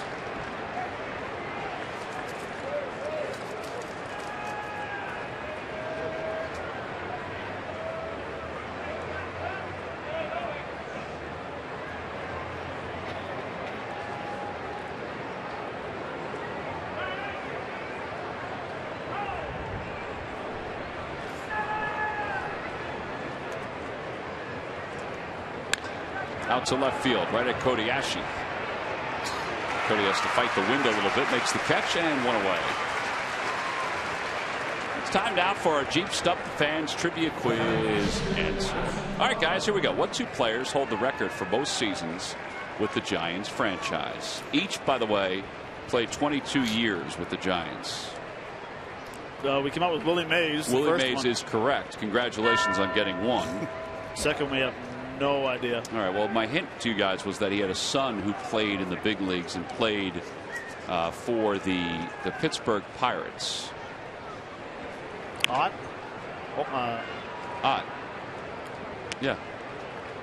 Ed Ott played for the Pirates, but No way. yeah, but He's not Mel Ott's son. yes, he is, isn't he? I think that deserves a little ding ding. That was very good, Matt. Log back on the Phillies.com to find out if you're the winner of Phillies prize pack. I am 99% sure. Something tells me there's a lot of time between Mel Ott and Ed Ott. Maybe his grandson. All right. Well, let me check it out. So we're going to miss by Bumgarner. The information superhighway will let us know. 63-year-old Ed Ott was born in 1951.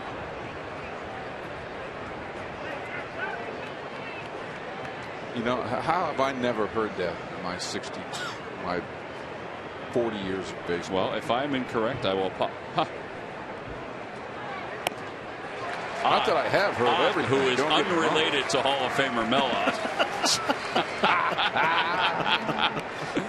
All these years. Well, there can only be 2 Otts, right? all these years, I thought he was. I would have got it. You gave me the wrong hint. Well, I apologize on behalf of everybody with the Jeep Stump the Fans Trivia Quiz game show. I apologize for giving you the incorrect hint. And that's all right. You had me. I mean, I thought I was whack over there. The only reason why I knew it was odd because when you turned the iPad around, I saw the question from here. Oh, you did? You got good eyes. Man, all these years, I thought Ed Ott was Mel Ott's son. I really did. Well, throw it up onto the dartboard every once in a while. It doesn't stick.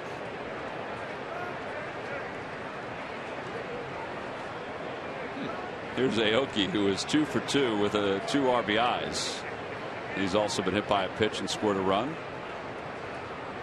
Up high, 1 ball, 1 strike.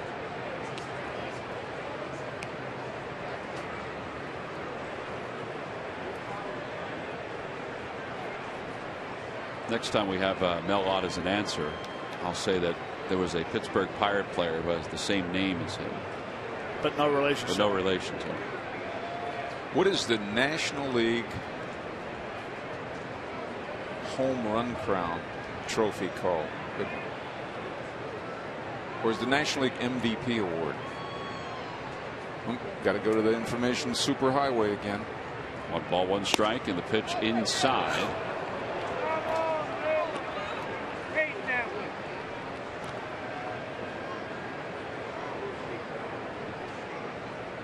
You know, we should know this off the top of our heads.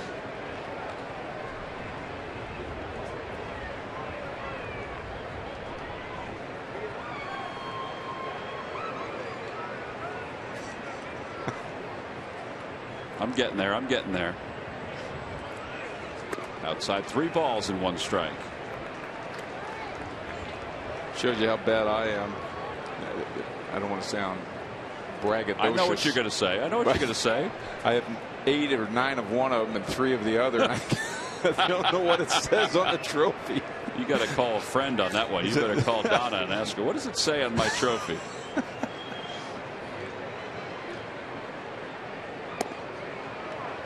Oh, I thought that was going to be strike 2 called. Instead, it's ball 4. Well, I only bring that up because it's the Mel Ott Award. Oh, is it really? Mel Ott. Is that what the answer to the question? I didn't know that. Is that what That's why I brought it up. Oh.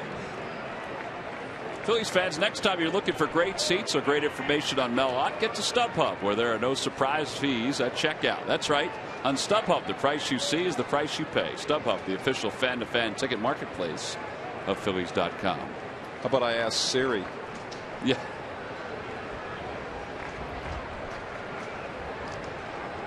Well, 2 runners on, 2 outs. Here's Panic, who has a hit today.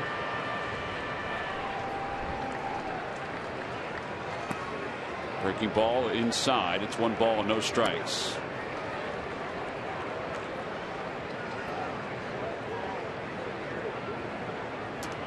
These guys just won't go away, Matt. Continue having good at bats.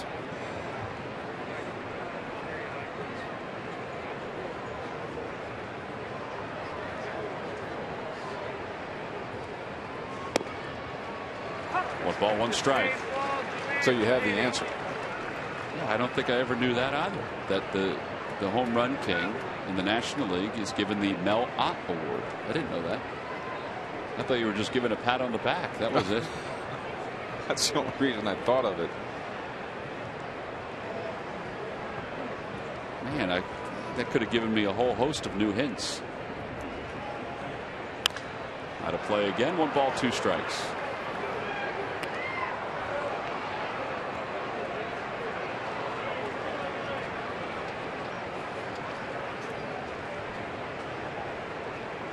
Quick meeting out on the mound between Ruiz and McGowan. McGowan's at 34 pitches. That's okay for him at this point. He's due to bat second in the bottom of the 5th inning. Just trying to get through this top of the 5th. There's a chance. What's the record for most pitches in a game? 9-inning game. A lot. Yeah, we'd have to go to Elias for that one. 9-inning game, not extra inning game.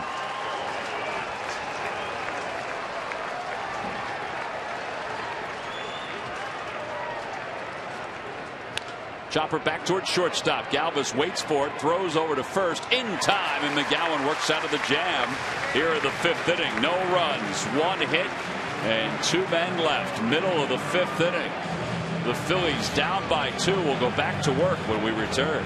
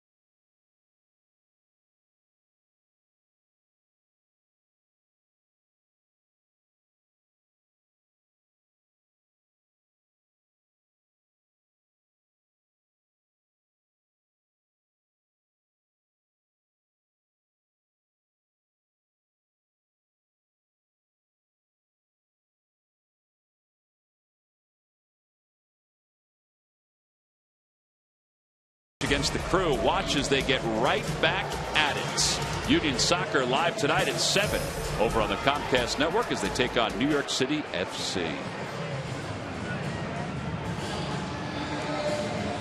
Bottom of the 5th inning, Carlos Ruiz will lead it off. Ruiz 0 for 1. He flied out to center. Phillies trail at 6-4. It'll be Carlos and then Dustin McGowan's spot.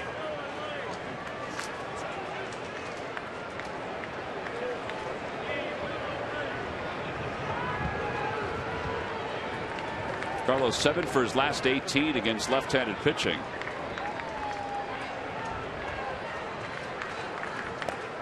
Breaking ball, and it's 0-1. Just having to glance out there, Matt. 40 strikes and 7 balls. He's given up 4 runs. Too many strikes. Carlos shoots it the other way. Belt was played perfectly. Oh, that's some serious ground to cover right there for a first baseman. He was almost playing second base. Yeah, he's been shifted a couple times here today in the right spot on a couple of ground balls. The first one by Cesar Hernandez in the 1st inning. That is truly amazing. I mean, I don't know that I've seen a first baseman. I've seen some good ones too play that far. Look at that. That far off of first base. Dustin McGowan takes a strike. It's 0-1.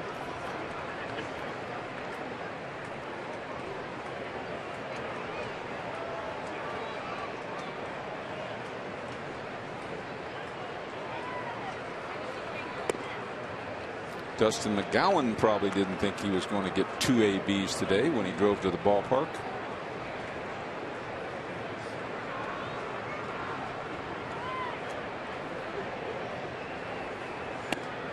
Well, he's down looking for the 2nd time, and with 2 outs, Ben Revere's coming up. Let's check in with Greg Murphy. Murph. All right, thank you very much, Tom. Well, you guys were just talking about getting runs off of Madison Bumgarner. The Phils have gotten 4, and well, that's a little bit of an oddity. Take a look since 2006, just how good that Madison Bumgarner has been. In the top 5, Clayton Kershaw at 2.54. That's since 2006. Adam Wainwright, Chris Carpenter, and there's Madison Bumgarner at 3.06. Earned run average over that time period. Felix Hernandez comes in there at number 5. So it's certainly not a one-hit wonder. The guys on that list, these guys have been doing it consistently for years. Yeah, former 1st-round pick Madison Bumgarner, who made it to the major leagues at the age of 20, and was added to a rotation that was already very good. And now he becomes the leader of that rotation essentially at a very young age. Beard chops it foul, and it's no balls and 2 strikes. Well, Mike, I have an answer for you. The most single pitches thrown in one game by a team was the Oakland A's in 1993. 263 pitches. They lost 20-4. The Tigers were the home team, and they only hit 8 times. 263 pitches thrown. And they only hit 8 times. They only hit 8 times. Well, we got a long way to go for that one. I got a better one for you. 1961, Stanton Williams of the Dodgers pitched 11 innings. He threw 207 himself in a 2-1 game. Just didn't want to get out of that game. 2-1 game. Yeah. 0-2 pitch to Revere. Swing and a miss, and he struck out. Back-to-back strikeouts for Bumgarner. And it's a 1-2-3 bottom of the 5th inning. So he throws 9 pitches. All 9 pitches are strikes. Shocker. Here in the 5th. We'll go to the 6th with the Giants on top 6-4.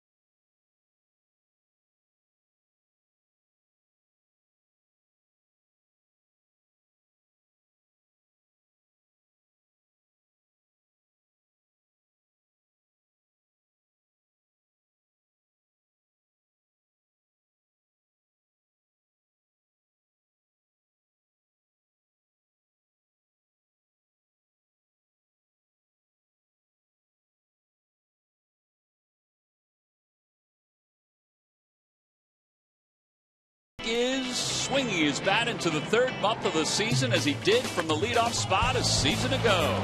Tough times at the plate in April turned into productive results in May. Back at the top of the order, Ben sets the table and sets the pace for Phil's offense, looking for a burst of energy. He's moved from center field to left and over to right. He's delivering from all corners of the outfield.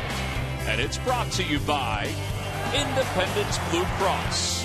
Live fearless.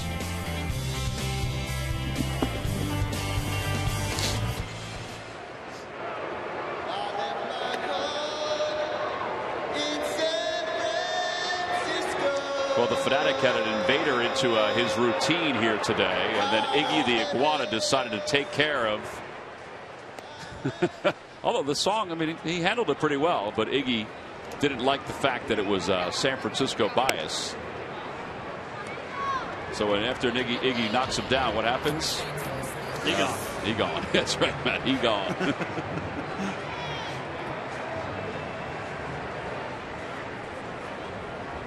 So here we are, top of the 6th inning, 6-4 ball game. Angel Pagan 1 for 3. It's it foul down the left field line. 1 ball, 1 strike.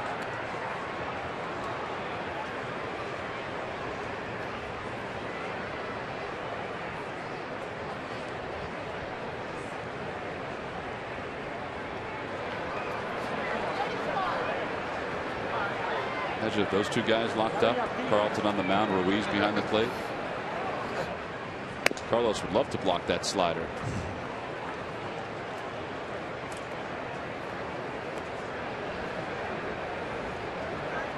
Two balls, 1 strike to Angel Pagan.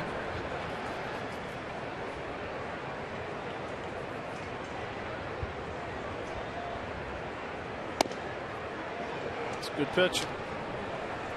Starting to get into the Saturday afternoon, late afternoon shadows now. I think we talked about them last Saturday. The sun's out. You get the shade and the sunny spots on the batter's eye, as well as the light stanchion shade at home plate. Fly ball center field, and Revere out there makes the catch. 1 away. You can fill out your 2015 Esurance MLB All-Star Game ballot now at Phillies.com. Voting is exclusively online and available on your computer, tablet, and smartphone. Vote up to 35 times at Phillies.com. No more punching the ballots here at the ballpark. You can stop by and use the iPad to do it on the concourse. Here's Buster Posey. Mentioned last week that Cody Ashley was saying that this is one of the tougher parts of being a left fielder, is when the hitter's in the shadow like this is trying to pick up the baseball. He said that's something that he really has to focus on.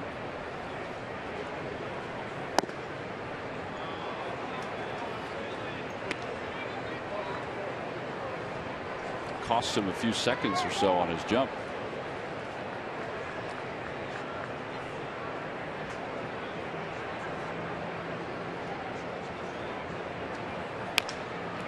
That was tapped foul toward the Giants dugout, 1-2.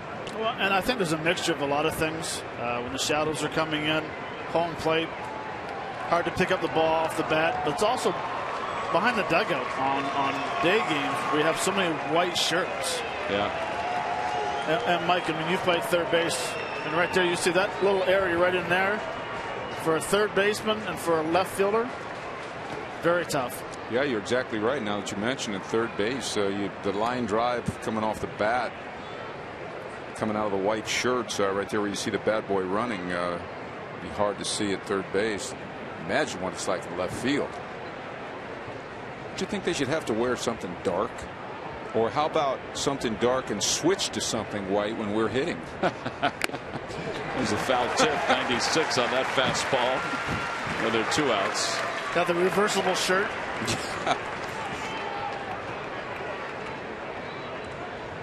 Well, McGowan gets the first 2 outs here in the 6th. Now Brandon Belt's coming up.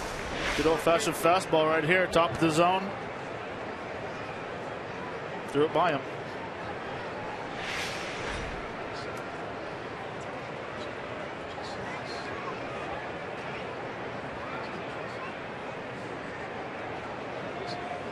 Swing and a miss.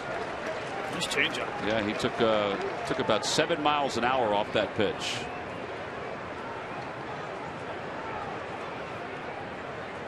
Which is okay when your fastball's over 95.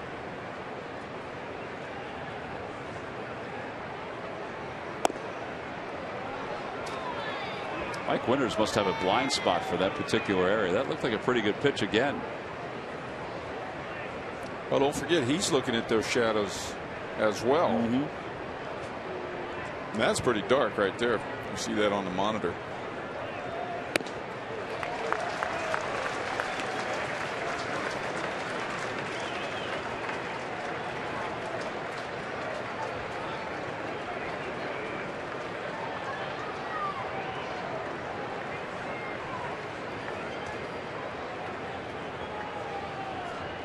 Now the 1-2 pitch going to Brandon Belt.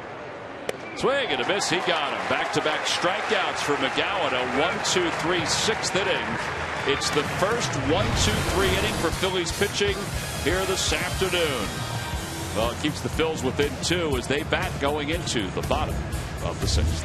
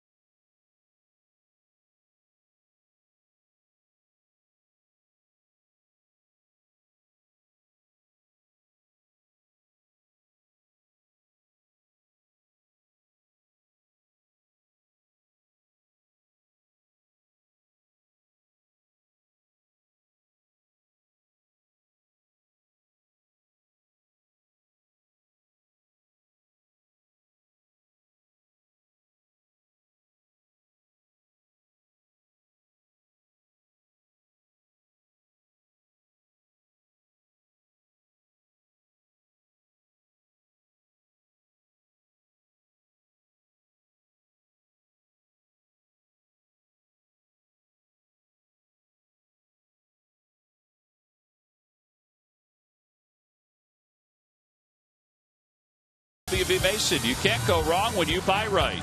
And buy Nissan. Choose Nissan today for great offers on our most exciting lineup ever. Shop Nissan.com.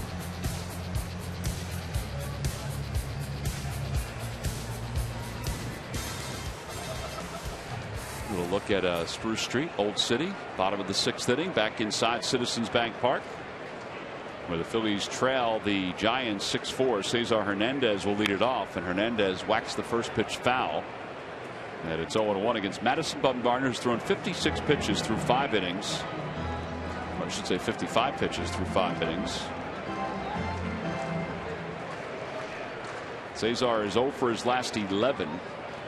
He has 1 hit on this homestand. And he waves at the 0-1 pitch. It's 0-2.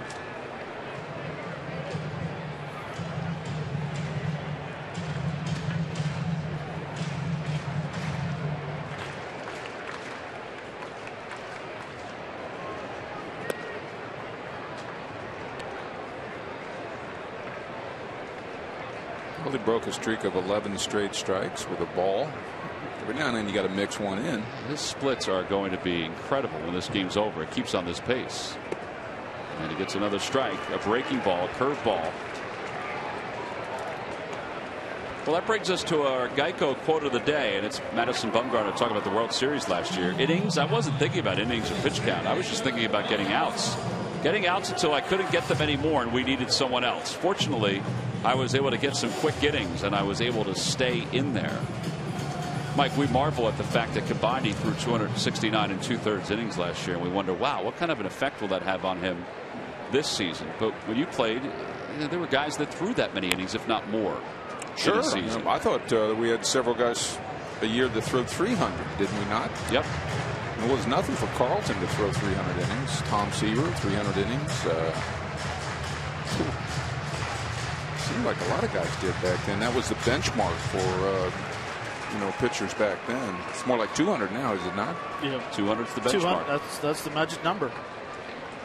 A 1 pitch to Franco. And he pops that one up right side. Belt, the first baseman, will give way to Panic. And there are 2 outs. Yeah, I guess we're not trained anymore to think of 300. See his World Series numbers. 7 innings.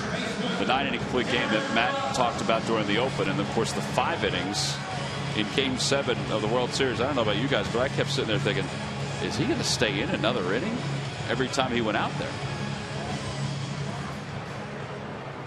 That's where you tell your manager whatever it takes. He was a pretty easy pick for World Series MVP and National League Championship Series MVP. 21 innings in the World Series, 15 2/3 in the Championship Series.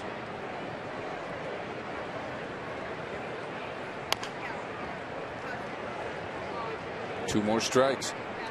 What's the old saying? Something about a horse, and you got to ride him or something like that. Well, if he is the horse, they did ride him last year. Which leads me to the Belmont Stakes. Is it going off yet? No, I don't think yet.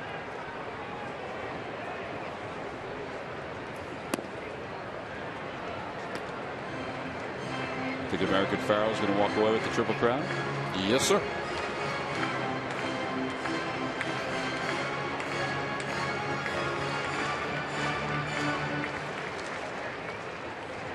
One and 2 to Darren Ruff. Now 2 balls and 2 strikes.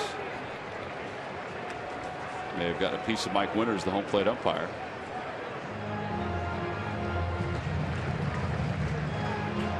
Yeah, I think they ease him around in the middle of the pack for most of the race and then say, see you later, boys. It's kind of what he did at the Preakness.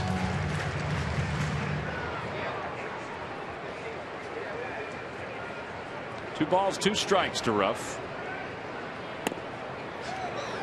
Wow.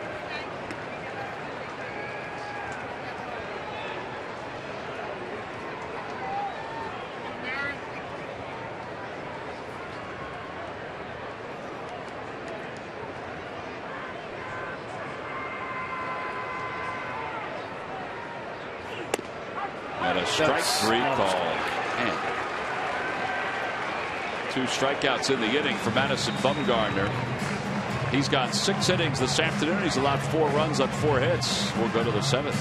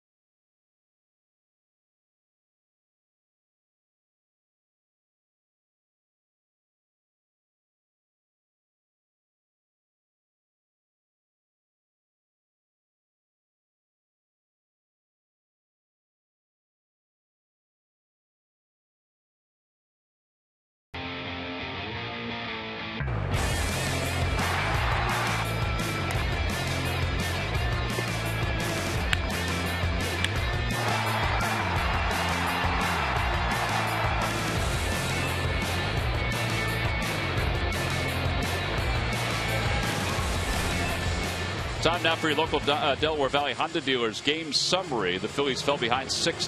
Nori Aoki, the top of the order for the Giants, has done some damage. 2 RBIs, a run scored. Madison Bumgarner, 6 innings, no walks, 8 strikeouts.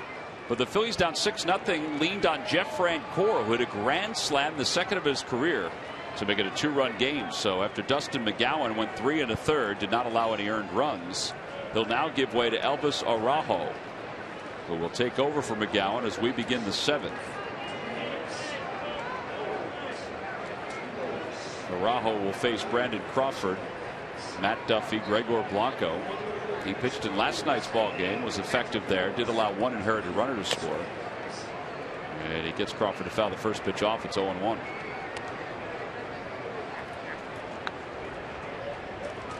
Nice job by Dustin McGowan coming in, throwing 3 1/3. Saving your bullpen and really keeping you close and giving you an opportunity to win this game at 6-4 right now. You're right. But I was just looking at just Brandon Crawford, and man, this guy's become a heck of a hitter, an offensive, great shortstop, and his numbers: 8 home runs, 38 RBIs.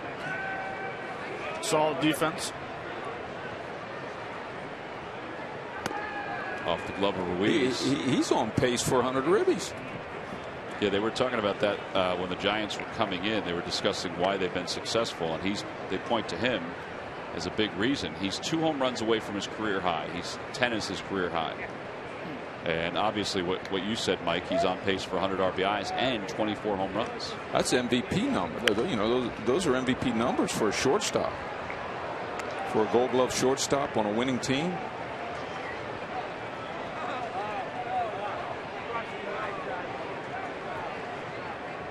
1 ball, 2 strikes.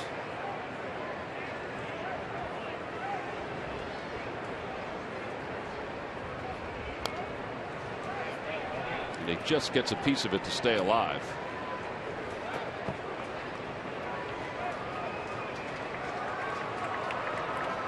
Isn't this the matchup last night where we had him off speed a few times and threw him a fastball and he had to base it up the middle for the inherent runner to score? That's exactly right. Yep.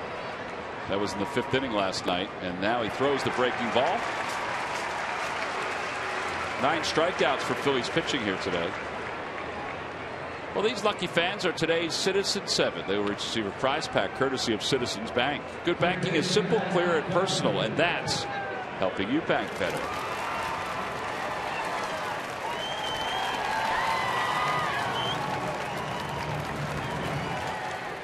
Duffy's 2 for 3, an RBI single in the second, or in the third inning, excuse me, and then a double in the fifth.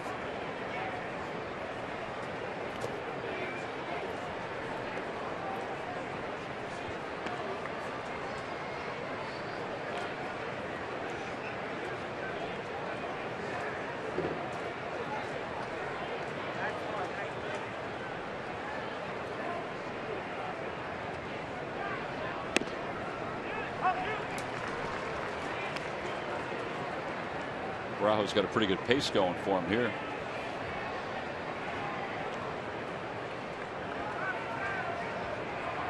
He's got a very good arm. When he throws strikes, it's very tough to hit.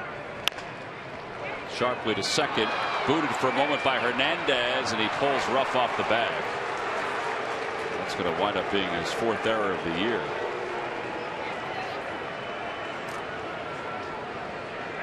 Ball was stung by Duffy. Yep.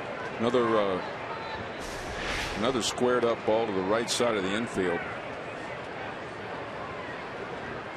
Actually, I think a good throw after he regrouped and got the ball would have gotten him to first base. Well, they have scored an error against Cesar Hernandez, so the first error of the day for the Phils. And now they'll try to turn 2 and get out of this inning. With Gregor Blanco, who is 0 for 2. He walked in the third. Struck out, flied out.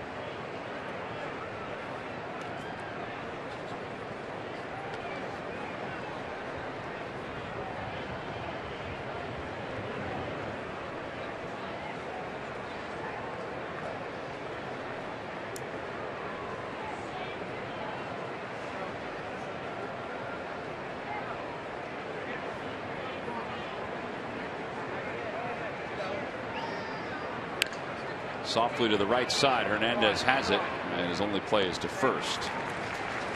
Fielder's choice. 4-3 on the putout. Every time the Phillies pitchers retire, the opposition 1-2-3. Comcast will make a contribution to Phillies charities. Phillies baseball is brought to you by Xfinity, the official entertainment provider of the Philadelphia Phillies. Well, here's Bumgarner.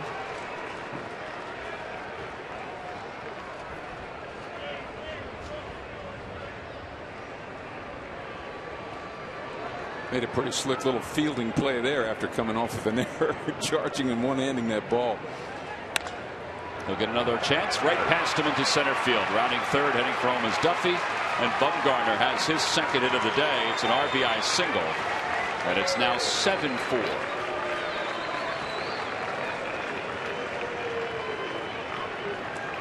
Boy, that's a big hit right there for the Giants. Real big hit by Bumgarner.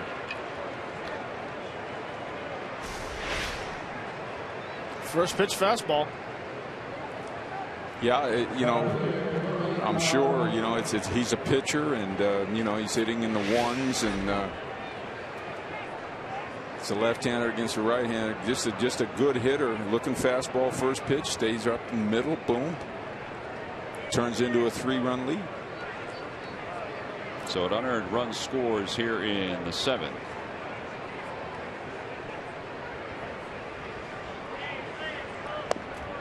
Fastball, it's 0-1. Darren Ruff was just signaled to go play behind Madison Bumgarner.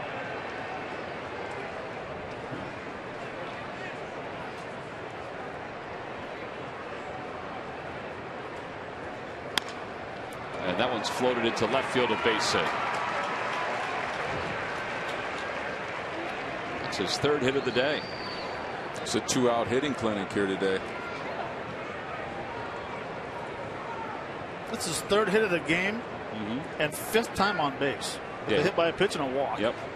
His on-base percentage is going to get a boost. His on-base percentage as the leadoff hitter. He hasn't always batted leadoff this year, but he has for a majority of the season. 385 coming into this game. That goes to what Mike was talking about the difference in on-base percentage between these two teams.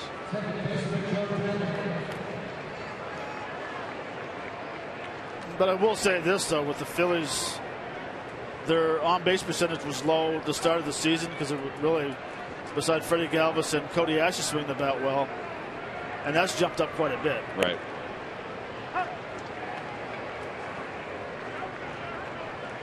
What are you saying? They're swinging the bat better.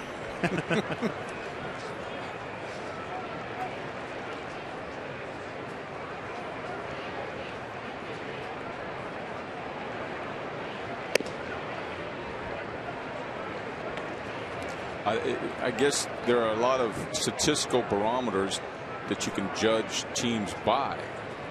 Obviously, runs per game would be one. Team ERA would be another. Where you rank in Major League Baseball with those stats. The one that we just were talking about, the team on base percentage, would be very telling. I mean, if your team is making the most outs, your hitters are making the highest percentage of outs, it's not good. Even if you have a top flight pitching staff, it's still not good to be at the bottom of that number. 2 balls and 2 strikes to Panic. He extended his hitting streak to 11 straight in his first at bat.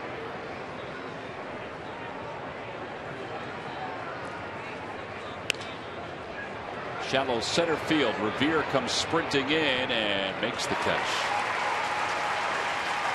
A run does score. It's an unearned run for the Giants. Their lead is up to 3. It's 7-4 as we stretch here in the 7th.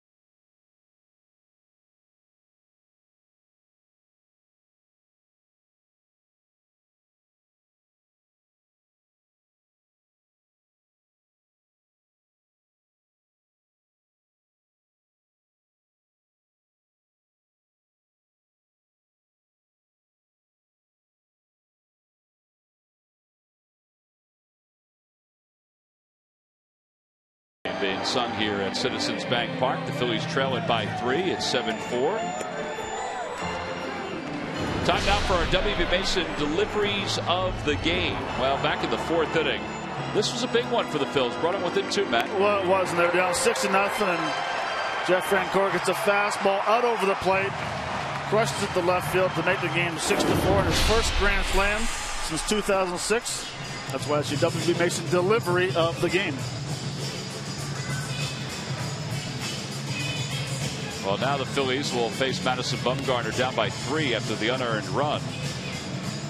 By the way, that home run, the grand slam that Bumgarner allowed, is only the 2nd one he's allowed.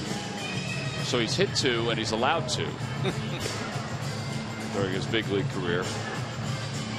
You know, he's from this rural town in North Carolina, and you look at the way he is on the mound. He's a great competitor, but everything seems to be relaxed, and they say that's how he is off the field. Something tells me he drives a pickup. I would think he does. In fact, or a horse. Or both. Yeah, that's a good one. There's a good chance he has a pickup and a horse and a dog. I do believe that with his signing bonus, he bought his then fiance, now his wife, his then fiance, now his wife, a pickup, and he bought himself a new pickup. So here's Francoeur to lead things off at the bottom of the 7th. strike to Francoeur. Francoeur's home run is 4th. He has 18 RBIs now.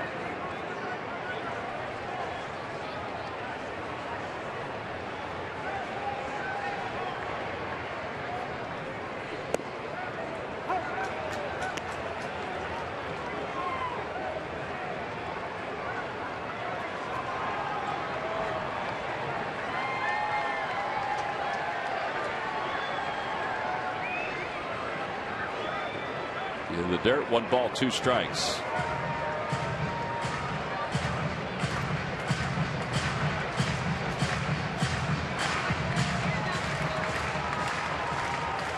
Bumgarner last year had 219 strikeouts, which is the most for a left-hander in San Francisco Giants history.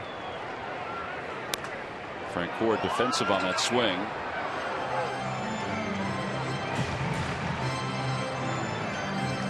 So at a Major League scoreboard, the Marlins and the Rockies are in the top of the 2nd. It's 4-0. Rockies on top. Nolan Arenado, a 2-run triple for Colorado. Boy, Francoeur is right on it.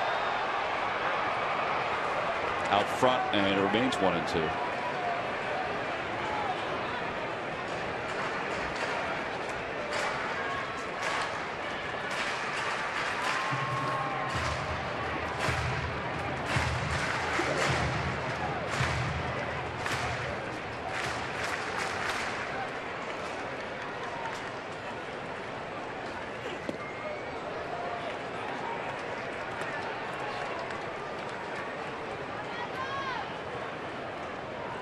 Two balls, 2 strikes.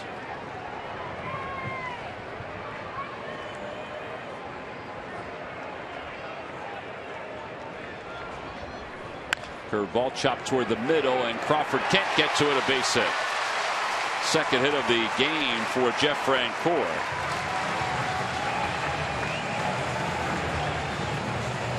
Cody Ashley's coming up. He's 0 for 2. Let's check in with Murph with the St. Joseph's University Major League Notebook. All right. Thank you very much, Tom. Well, yes, and the San Diego Padres are hoping that Will Myers is close to returning. He has been out with a tendonitis in his wrist since early May. He injured that when he was sliding into a base, but took some swings today with the team. He said he looked good, so they stuck him on a plane. He's headed to Las Vegas, where he'll play 3 rehab games. They're hoping after that, if all goes well, he can be back with the team. And I know you guys know the scary moment that happened in Fenway Park last night. Tanya Carpenter, a woman, was struck with a broken bat in the head, and she was taken out of Fenway Park with what they were describing as life-threatening injuries. The bat was off Brett Lowry. He grounded out to second base, but the bat shattered, went into the crowd. It struck her in the head. When they got her to the hospital, she was in a life-threatening condition. However, they are saying today downgraded to serious condition, or upgraded, I should say, serious condition now, and is recovering. The family's asking for some privacy, which is a good sign as well. So it seems to be heading in the right direction, but certainly a very scary moment at Fenway Park last night, guys.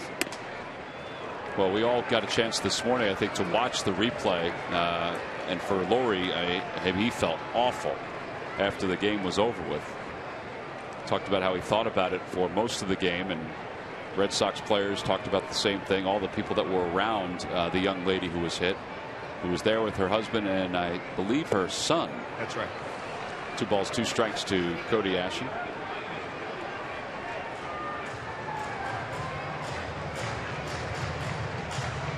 Ashley has flied to center. He's also gone down looking on strikes.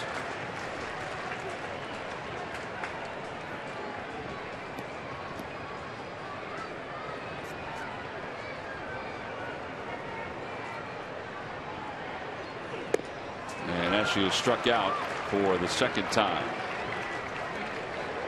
And Tom, I also have one additional note to the notebook. It's more like a public service announcement. But Nice. I like those. Yeah, I did want to let folks know that tomorrow on the concourse from 12 to 1 here at Citizens Bank Park, our own Matt Stairs will be signing his book, A Boy Named Matt.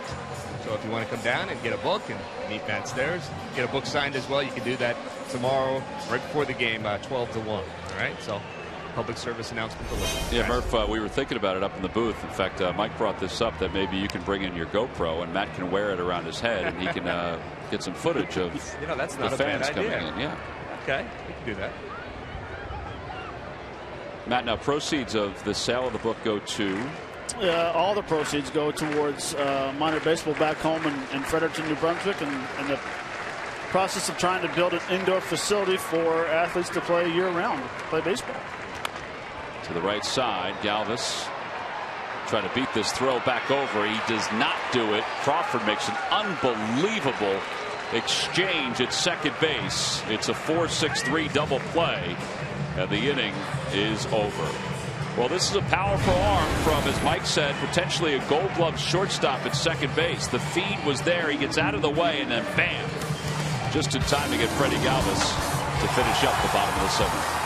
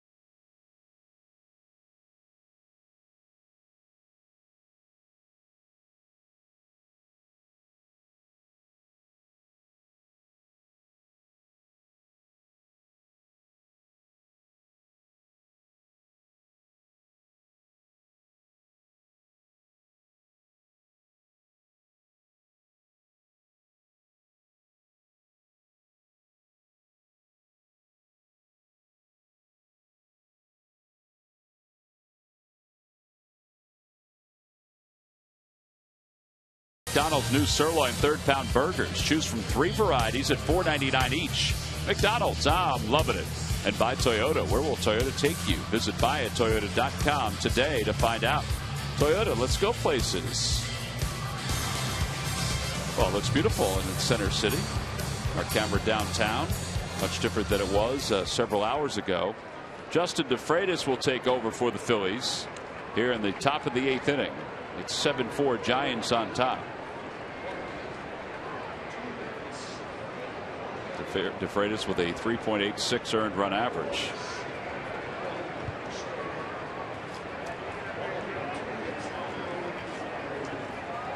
Because you were talking about the 2-out hits that the Giants have picked up in today's ball game, yesterday's game. They came into this game with 103 runs scored with 2 outs.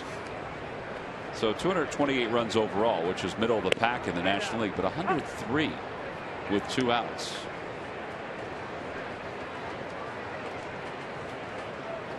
It's called putting the ball in play, and a lot of good things will happen. Yeah, we kind of saw that the other night, even when Freddie Galvis hit that chopper to the right side. Phillies won it in the bottom of the 9th inning.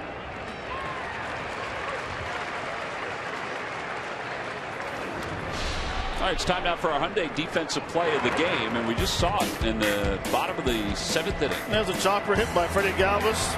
4-6-3. Crawford getting rid of the ball very quick. Makes a very strong throw. Gets out of the way of Frenchie. Strike to first, showing off the arm.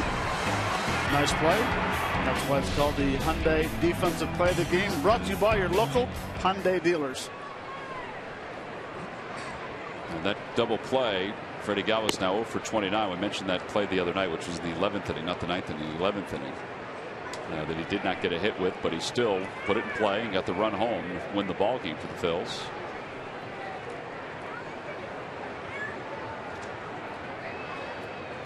Buster Posey takes a slider outside, 2-0. You know, we're talking about these 2-out hits, the incredible at-bats that the Giants seem to continually put on the opposition. It's Hensley Mullins is a name I'm not familiar with. You may be, Matt. Is the hitting coach for the Giants. The ball's hit well. Revere on the run out toward the track, has room, makes the catch.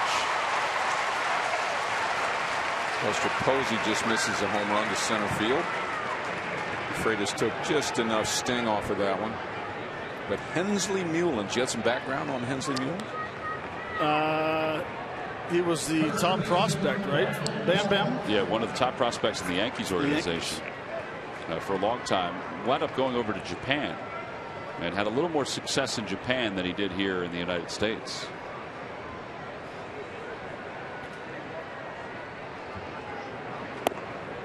There was a point where it seemed like the Yankees had all these different players, Bernie Williams, Gerald Williams, Bam Bam Mullins, who they were touting as, you know, being these incredible prospects. Roberto Kelly was another one the Yankees had. He's the third base coach for the Giants. And not all of them obviously panned out. Bernie Williams probably panned out the best out of all. But Hensley Mullins was a, you know, power hitting prospect. There he is right there.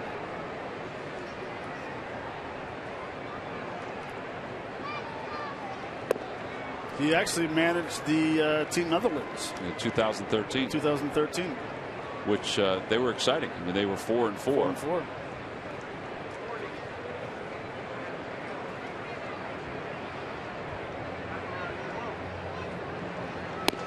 The knees 3-1. Well, you got to give credit to the Giants, not only their manager Bochy, but their coaching staff and their minor league people, player development people. Players seem to get better when they go there.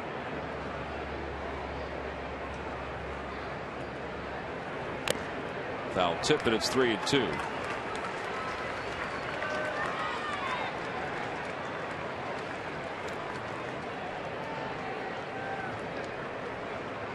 Hensley Mullins, with his 3 years over in Japan,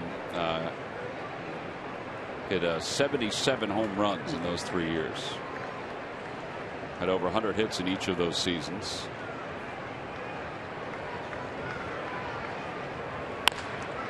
That one's golfed out to center field. Revere again ventures back. He'll be under it.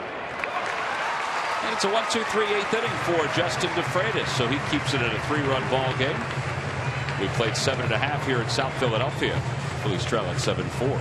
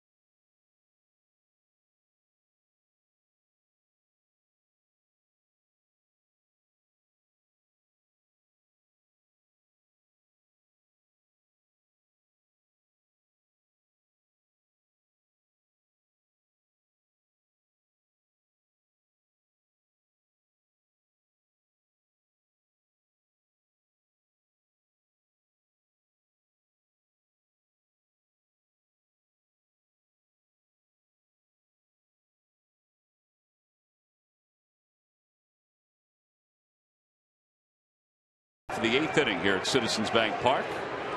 2015's Food Service Breakout Player of the Year is WB Mason, providing amazingly low prices on kitchen disposables, consumables, smallwares, and so much more from your new restaurant partner. Who but WB Mason? Carlos Ruiz will lead it off, then Andres Blanco, pinch hitter for the pitcher. Jonathan Papelbon is warming up in the pen. I think we say this a lot, that there are times where he just needs some work.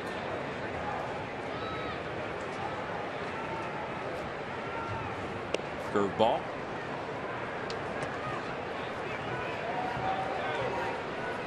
Bumgarner and the number of pitches that he's thrown here today. Anything surprise you there, Matt? No, not a bit. I mean, two-seam fastball. He mixes in once in a while, but you know, that slider / cutter. That was the pitch right there at 87, and it has a downhill tilt a little bit, so it's hard to determine if it's a slider or a cutter, but it moves enough to get in on the right-handed hitters. What impresses me is it's effortless. He has such a he uses some leverage so well. You know, he uses his body, and it's kind of like just hangs his arm out there and turns his body, and his arm kind of just follows. It's not a lot of snap to the elbow or snap to the wrist. It just doesn't seem like a lot of wear and tear. He's a big dude, you know, with wide shoulders. Yep. If you just watch, he just slings it up there. It's like he can pitch forever. Well, that's, I guess, what he did last year in the postseason. The only speed bump for him really was the 4th inning. 22 pitches, he allowed the grand slam. 1 ball and 1 strike to Andres Blanco. Blanco 5 pinch hits. All 5 are doubles.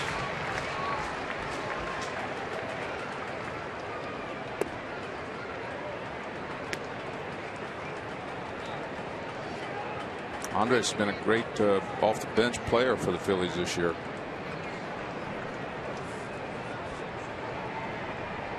He'd give you a tough at bat.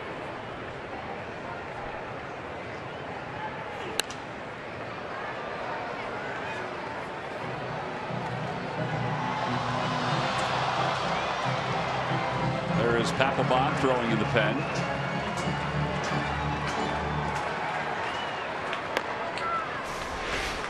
This was a tough one right here. 1, 2, 3, and then down.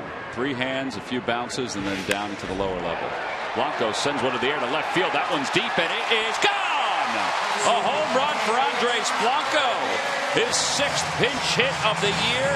His 6th extra base hit as a pinch hitter this season. 7-5 ball game. And he will give you a tough at bat. Wow, that was deep. Squared up perfectly, and boy, does that extra run that that we gave away.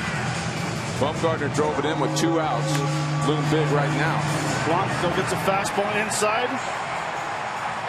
Does a very nice job hitting the ball in the ballpark. They turned on it beautifully.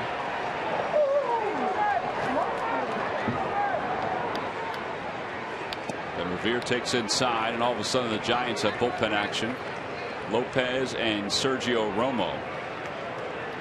Well, these guys on the team are very close too. They are. Hernandez and Blanco, Freddie, Franco, Carlos. And they look up to Andres, a guy they call Whitey.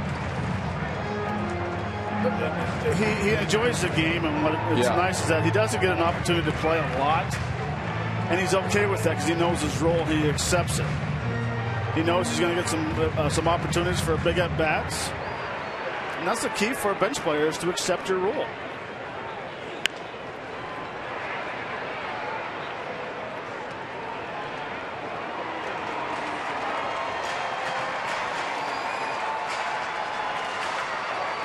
Bennett's base hit in 3 at bats today.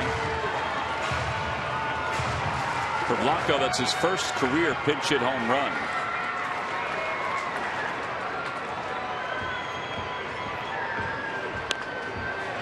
Revere stays alive and taps it foul.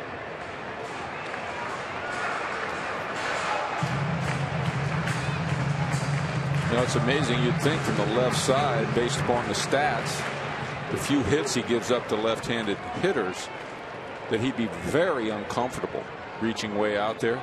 But I have yet to see, you know, even an inside pitch to a left-handed batter.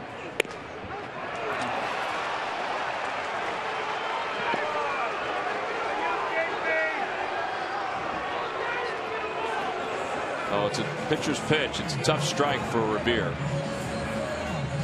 It's his 21st game now with 10 strikeouts or more as he picks up number 10 by getting Revere looking. See Posey set up off the plate. It's a tough pitch right there at that angle. With his arm angle, that is. Hate to overemphasize that whole framing routine, but I mean, Bumgarner hit Posey right in the middle. We have a little bit of just a little bit of an off angle on the center field camera here. You see we're a little bit off the inside corner looking over the pitcher's right shoulder, so we don't get the actual angle of the pitch crossing home plate.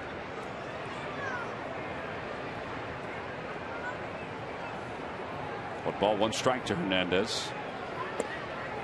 That one slings over for strike two. It's 1-2.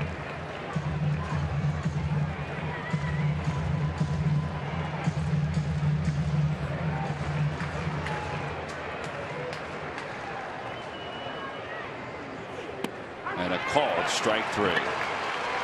11 strikeouts for Bumgarner. That one looked a little bit better than the one that Revere was punched out on. Phillies do get a run, though, on the home run by Andres Blanco. We're through 8. On to the ninth. Jonathan Papelbon's coming in.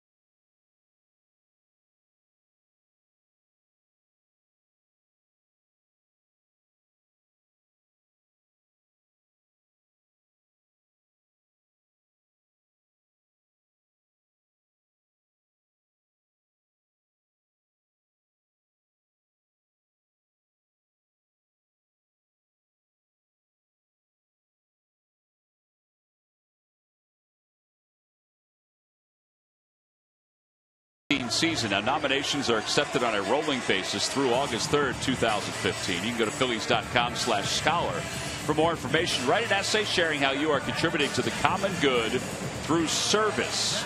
You must have a 3.0 GPA, be average or better. Again, go to Phillies.com/scholar for more information.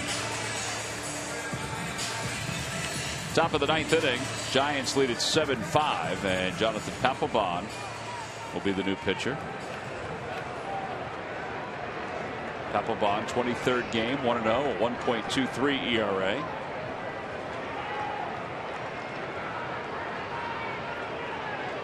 On here to get some work.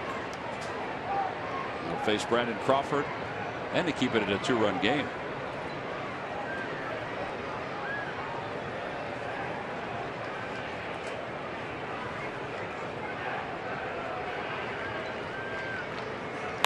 Line drive caught by Ralph, one away.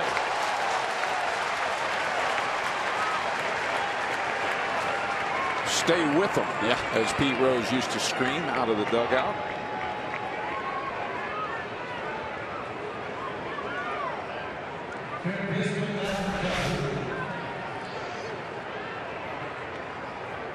Didn't have to move, really. No.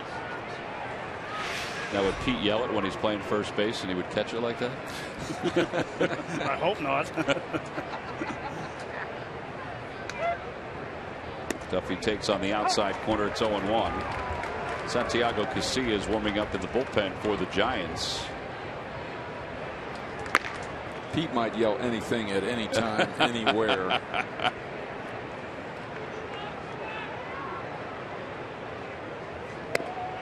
Oh, 2.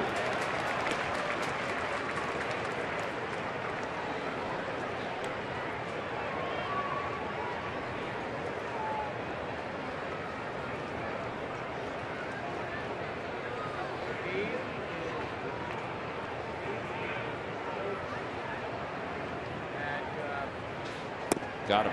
3 pitches. Strikeout number 1 for Papelbon.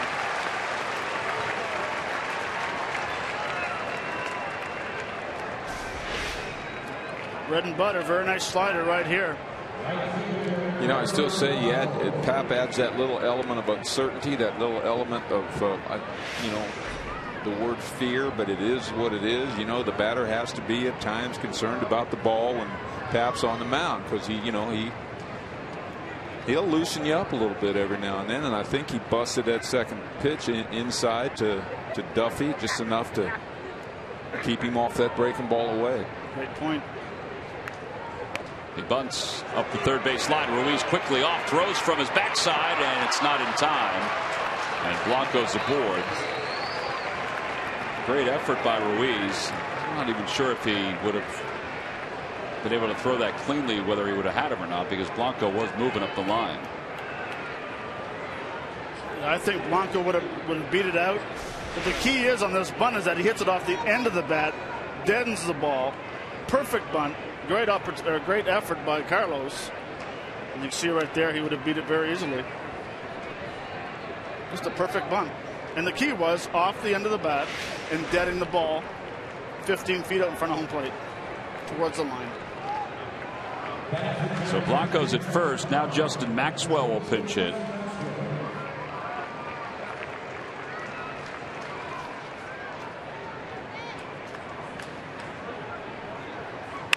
Maxwell chops it left side. Galvis circles it, has it, throws on the run, and it's in time to get Maxwell. Side is retired, no runs, 1 hit, and 1 man left. Does not look like they're holding the defense. The Phillies have 1 more chance when we return.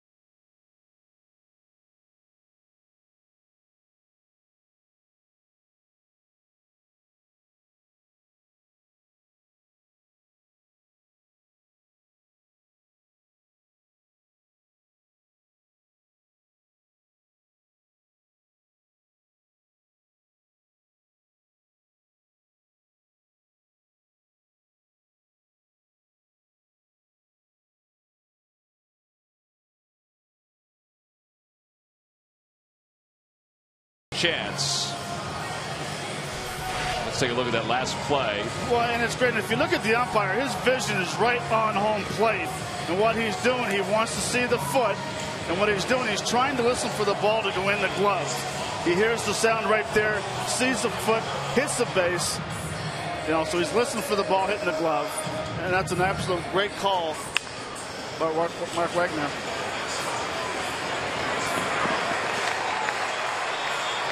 That's all it is going off by sound. Bruce Bochy was kind of caught in between. He originally said, no, we're not going to challenge it. And he said, well, let's hold off a second. And he just said, after looking at it, that, yeah, they got him. So now Santiago Casilla will come on in place of Madison Bumgarner. 8 innings, 6 hits, 5 earned runs. At 11 strikeouts, Casilla 4-1 with an ERA of 2.70. He pitched in last night's ball game. I don't know whether I agree with this. If they ask him for a little trouble right here, now they bring Utley and Howard into the game. Yeah, they have to. I mean, this is their closer, obviously, but they have 2 lefties. I understand. They bring Affeldt in. You kind of neutralize Chase and Howard. Well, especially with Bumgarner throwing 98 pitches. Yeah. Sometimes they get hung up on that closer's got to pitch the final inning no matter what. We don't know how it's going to work out, but for the Phillies, I think they got to like what they see out there anyway. Well, Maikel Franco will lead things off. Assuming they're not going to take him out. Well, they do have the lefty warming up, but I think that wouldn't be for Utley. Might be eventually if they get to Howard, because that would be some problems. There's Lopez.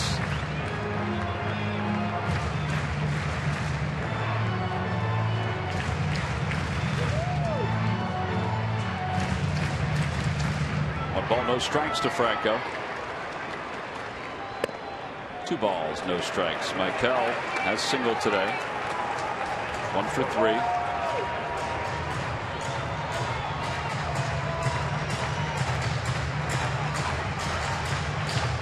They'll take a strike right here, right, Matt? I would hope so. Need base runners.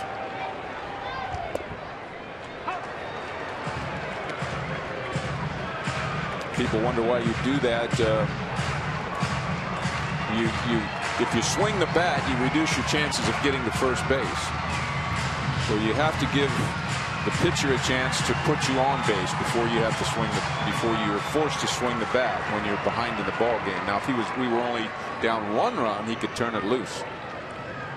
Outside. Ooh. 2 balls, 2 strikes.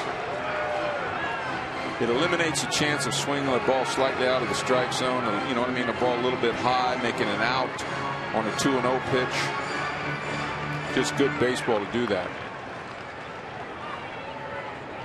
He pulls that one toward the hole, backhanded by Crawford, and in time to get Franco 1 away.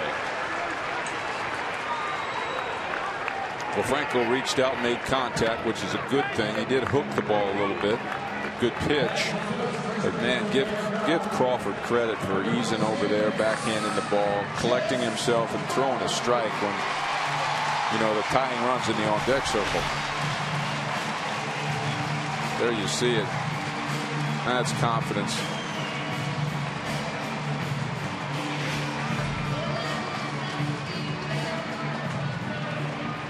First shift we've seen in the game. Yeah, really. Utley's numbers as a pitch hitter include 5 home runs, 0 for 5 lifetime against Casilla. Francoeur's on deck. Ashley's in the hole. In an interesting predicament here if Utley gets on base. Yeah, with Francoeur, who has 2 hits, including the grand slam today.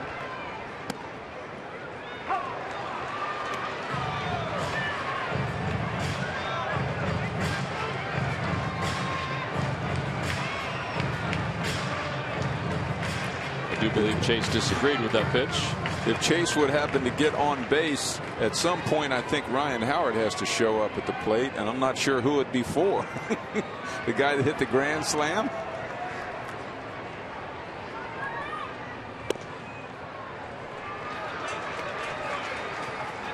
I would think they'll let Francoeur hit. I think they pinch hit for Ashley. What do you think? Yes, no? Although Ashley is a lefty. Well, I think a lot has to do with the man standing down the bullpen. Well, that's right now. true. That's true, too. What matchup do you want?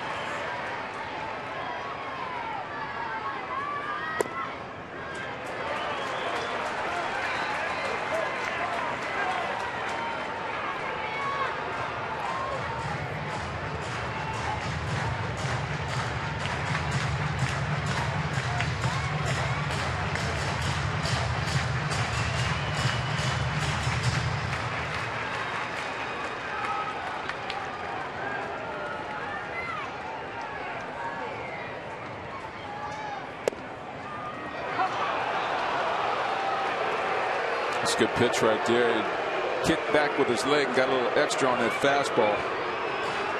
Painted it. Watch him kick up there. Well, wow, inconsistency with that low pitch. Yep.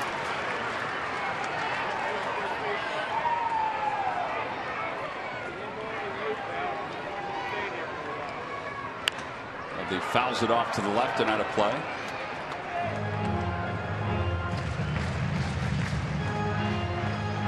One thing you notice about Chase, he'll bury his head in that strike zone with 2 strikes, like to make sure he finds that ball with that bat. He really keeps his chin down.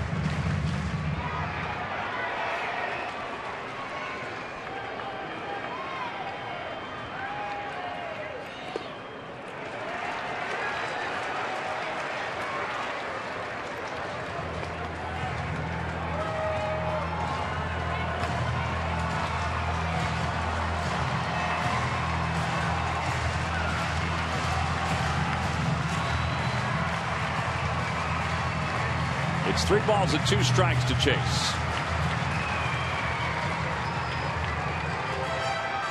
2 managers making their moves here in the 9th inning.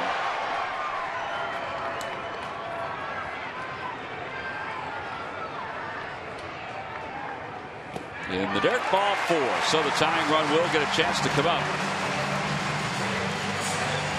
Don't forget, coming up after the ball game, it's Cure Auto Insurance presents Phillies postgame live. Marlon Anderson will break down Madison Bumgarner's performance, maybe some swings from Jeff Francoeur. Again, that's all coming up after the game. Well, you're right. It's amazing, and it's you know, we have Ryan Howard sitting in the dugout, and Matt, you made a good point. You're looking out that bullpen, that left-hander's just standing there, you know, looming large, the left-hander in the bullpen. So, folks, here's where managing a baseball team gets real interesting. This is what these guys are paid the big bucks for. Trying to create the best matchup for their team at this point. Ryan Sandberg likes what he has in Francoeur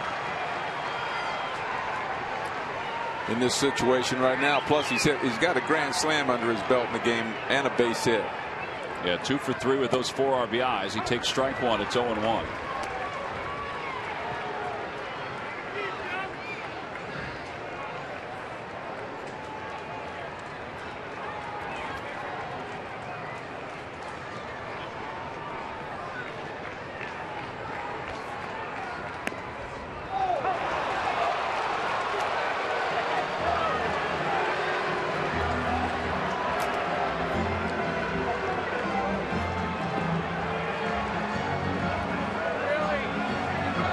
Winters hearing it from Francoeur, hearing it from the Phillies dugout.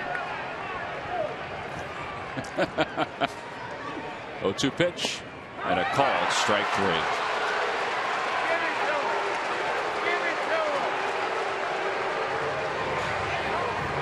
Three straight pitches. This is the backdoor 2-seamer. There again, hits Posey right in the glove. Sitting a little bit off the plate.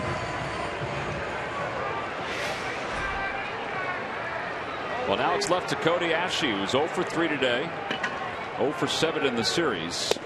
And he takes strike 1. It's 0-1.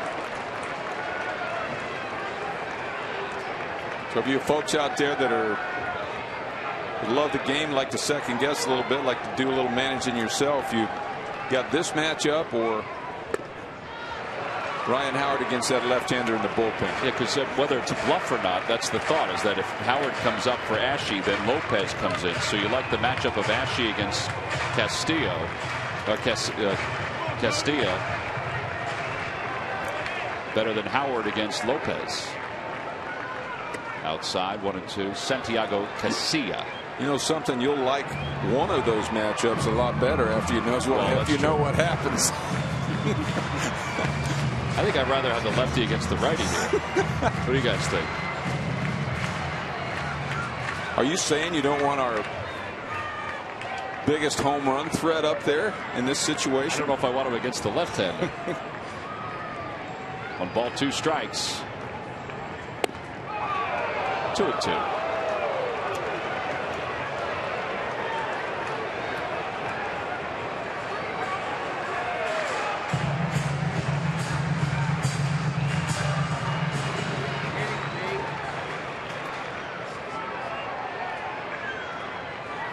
Goes, pitches a call, strike 3. Ashe goes down looking, and the ball game is over. Giants hang on and win it 7-5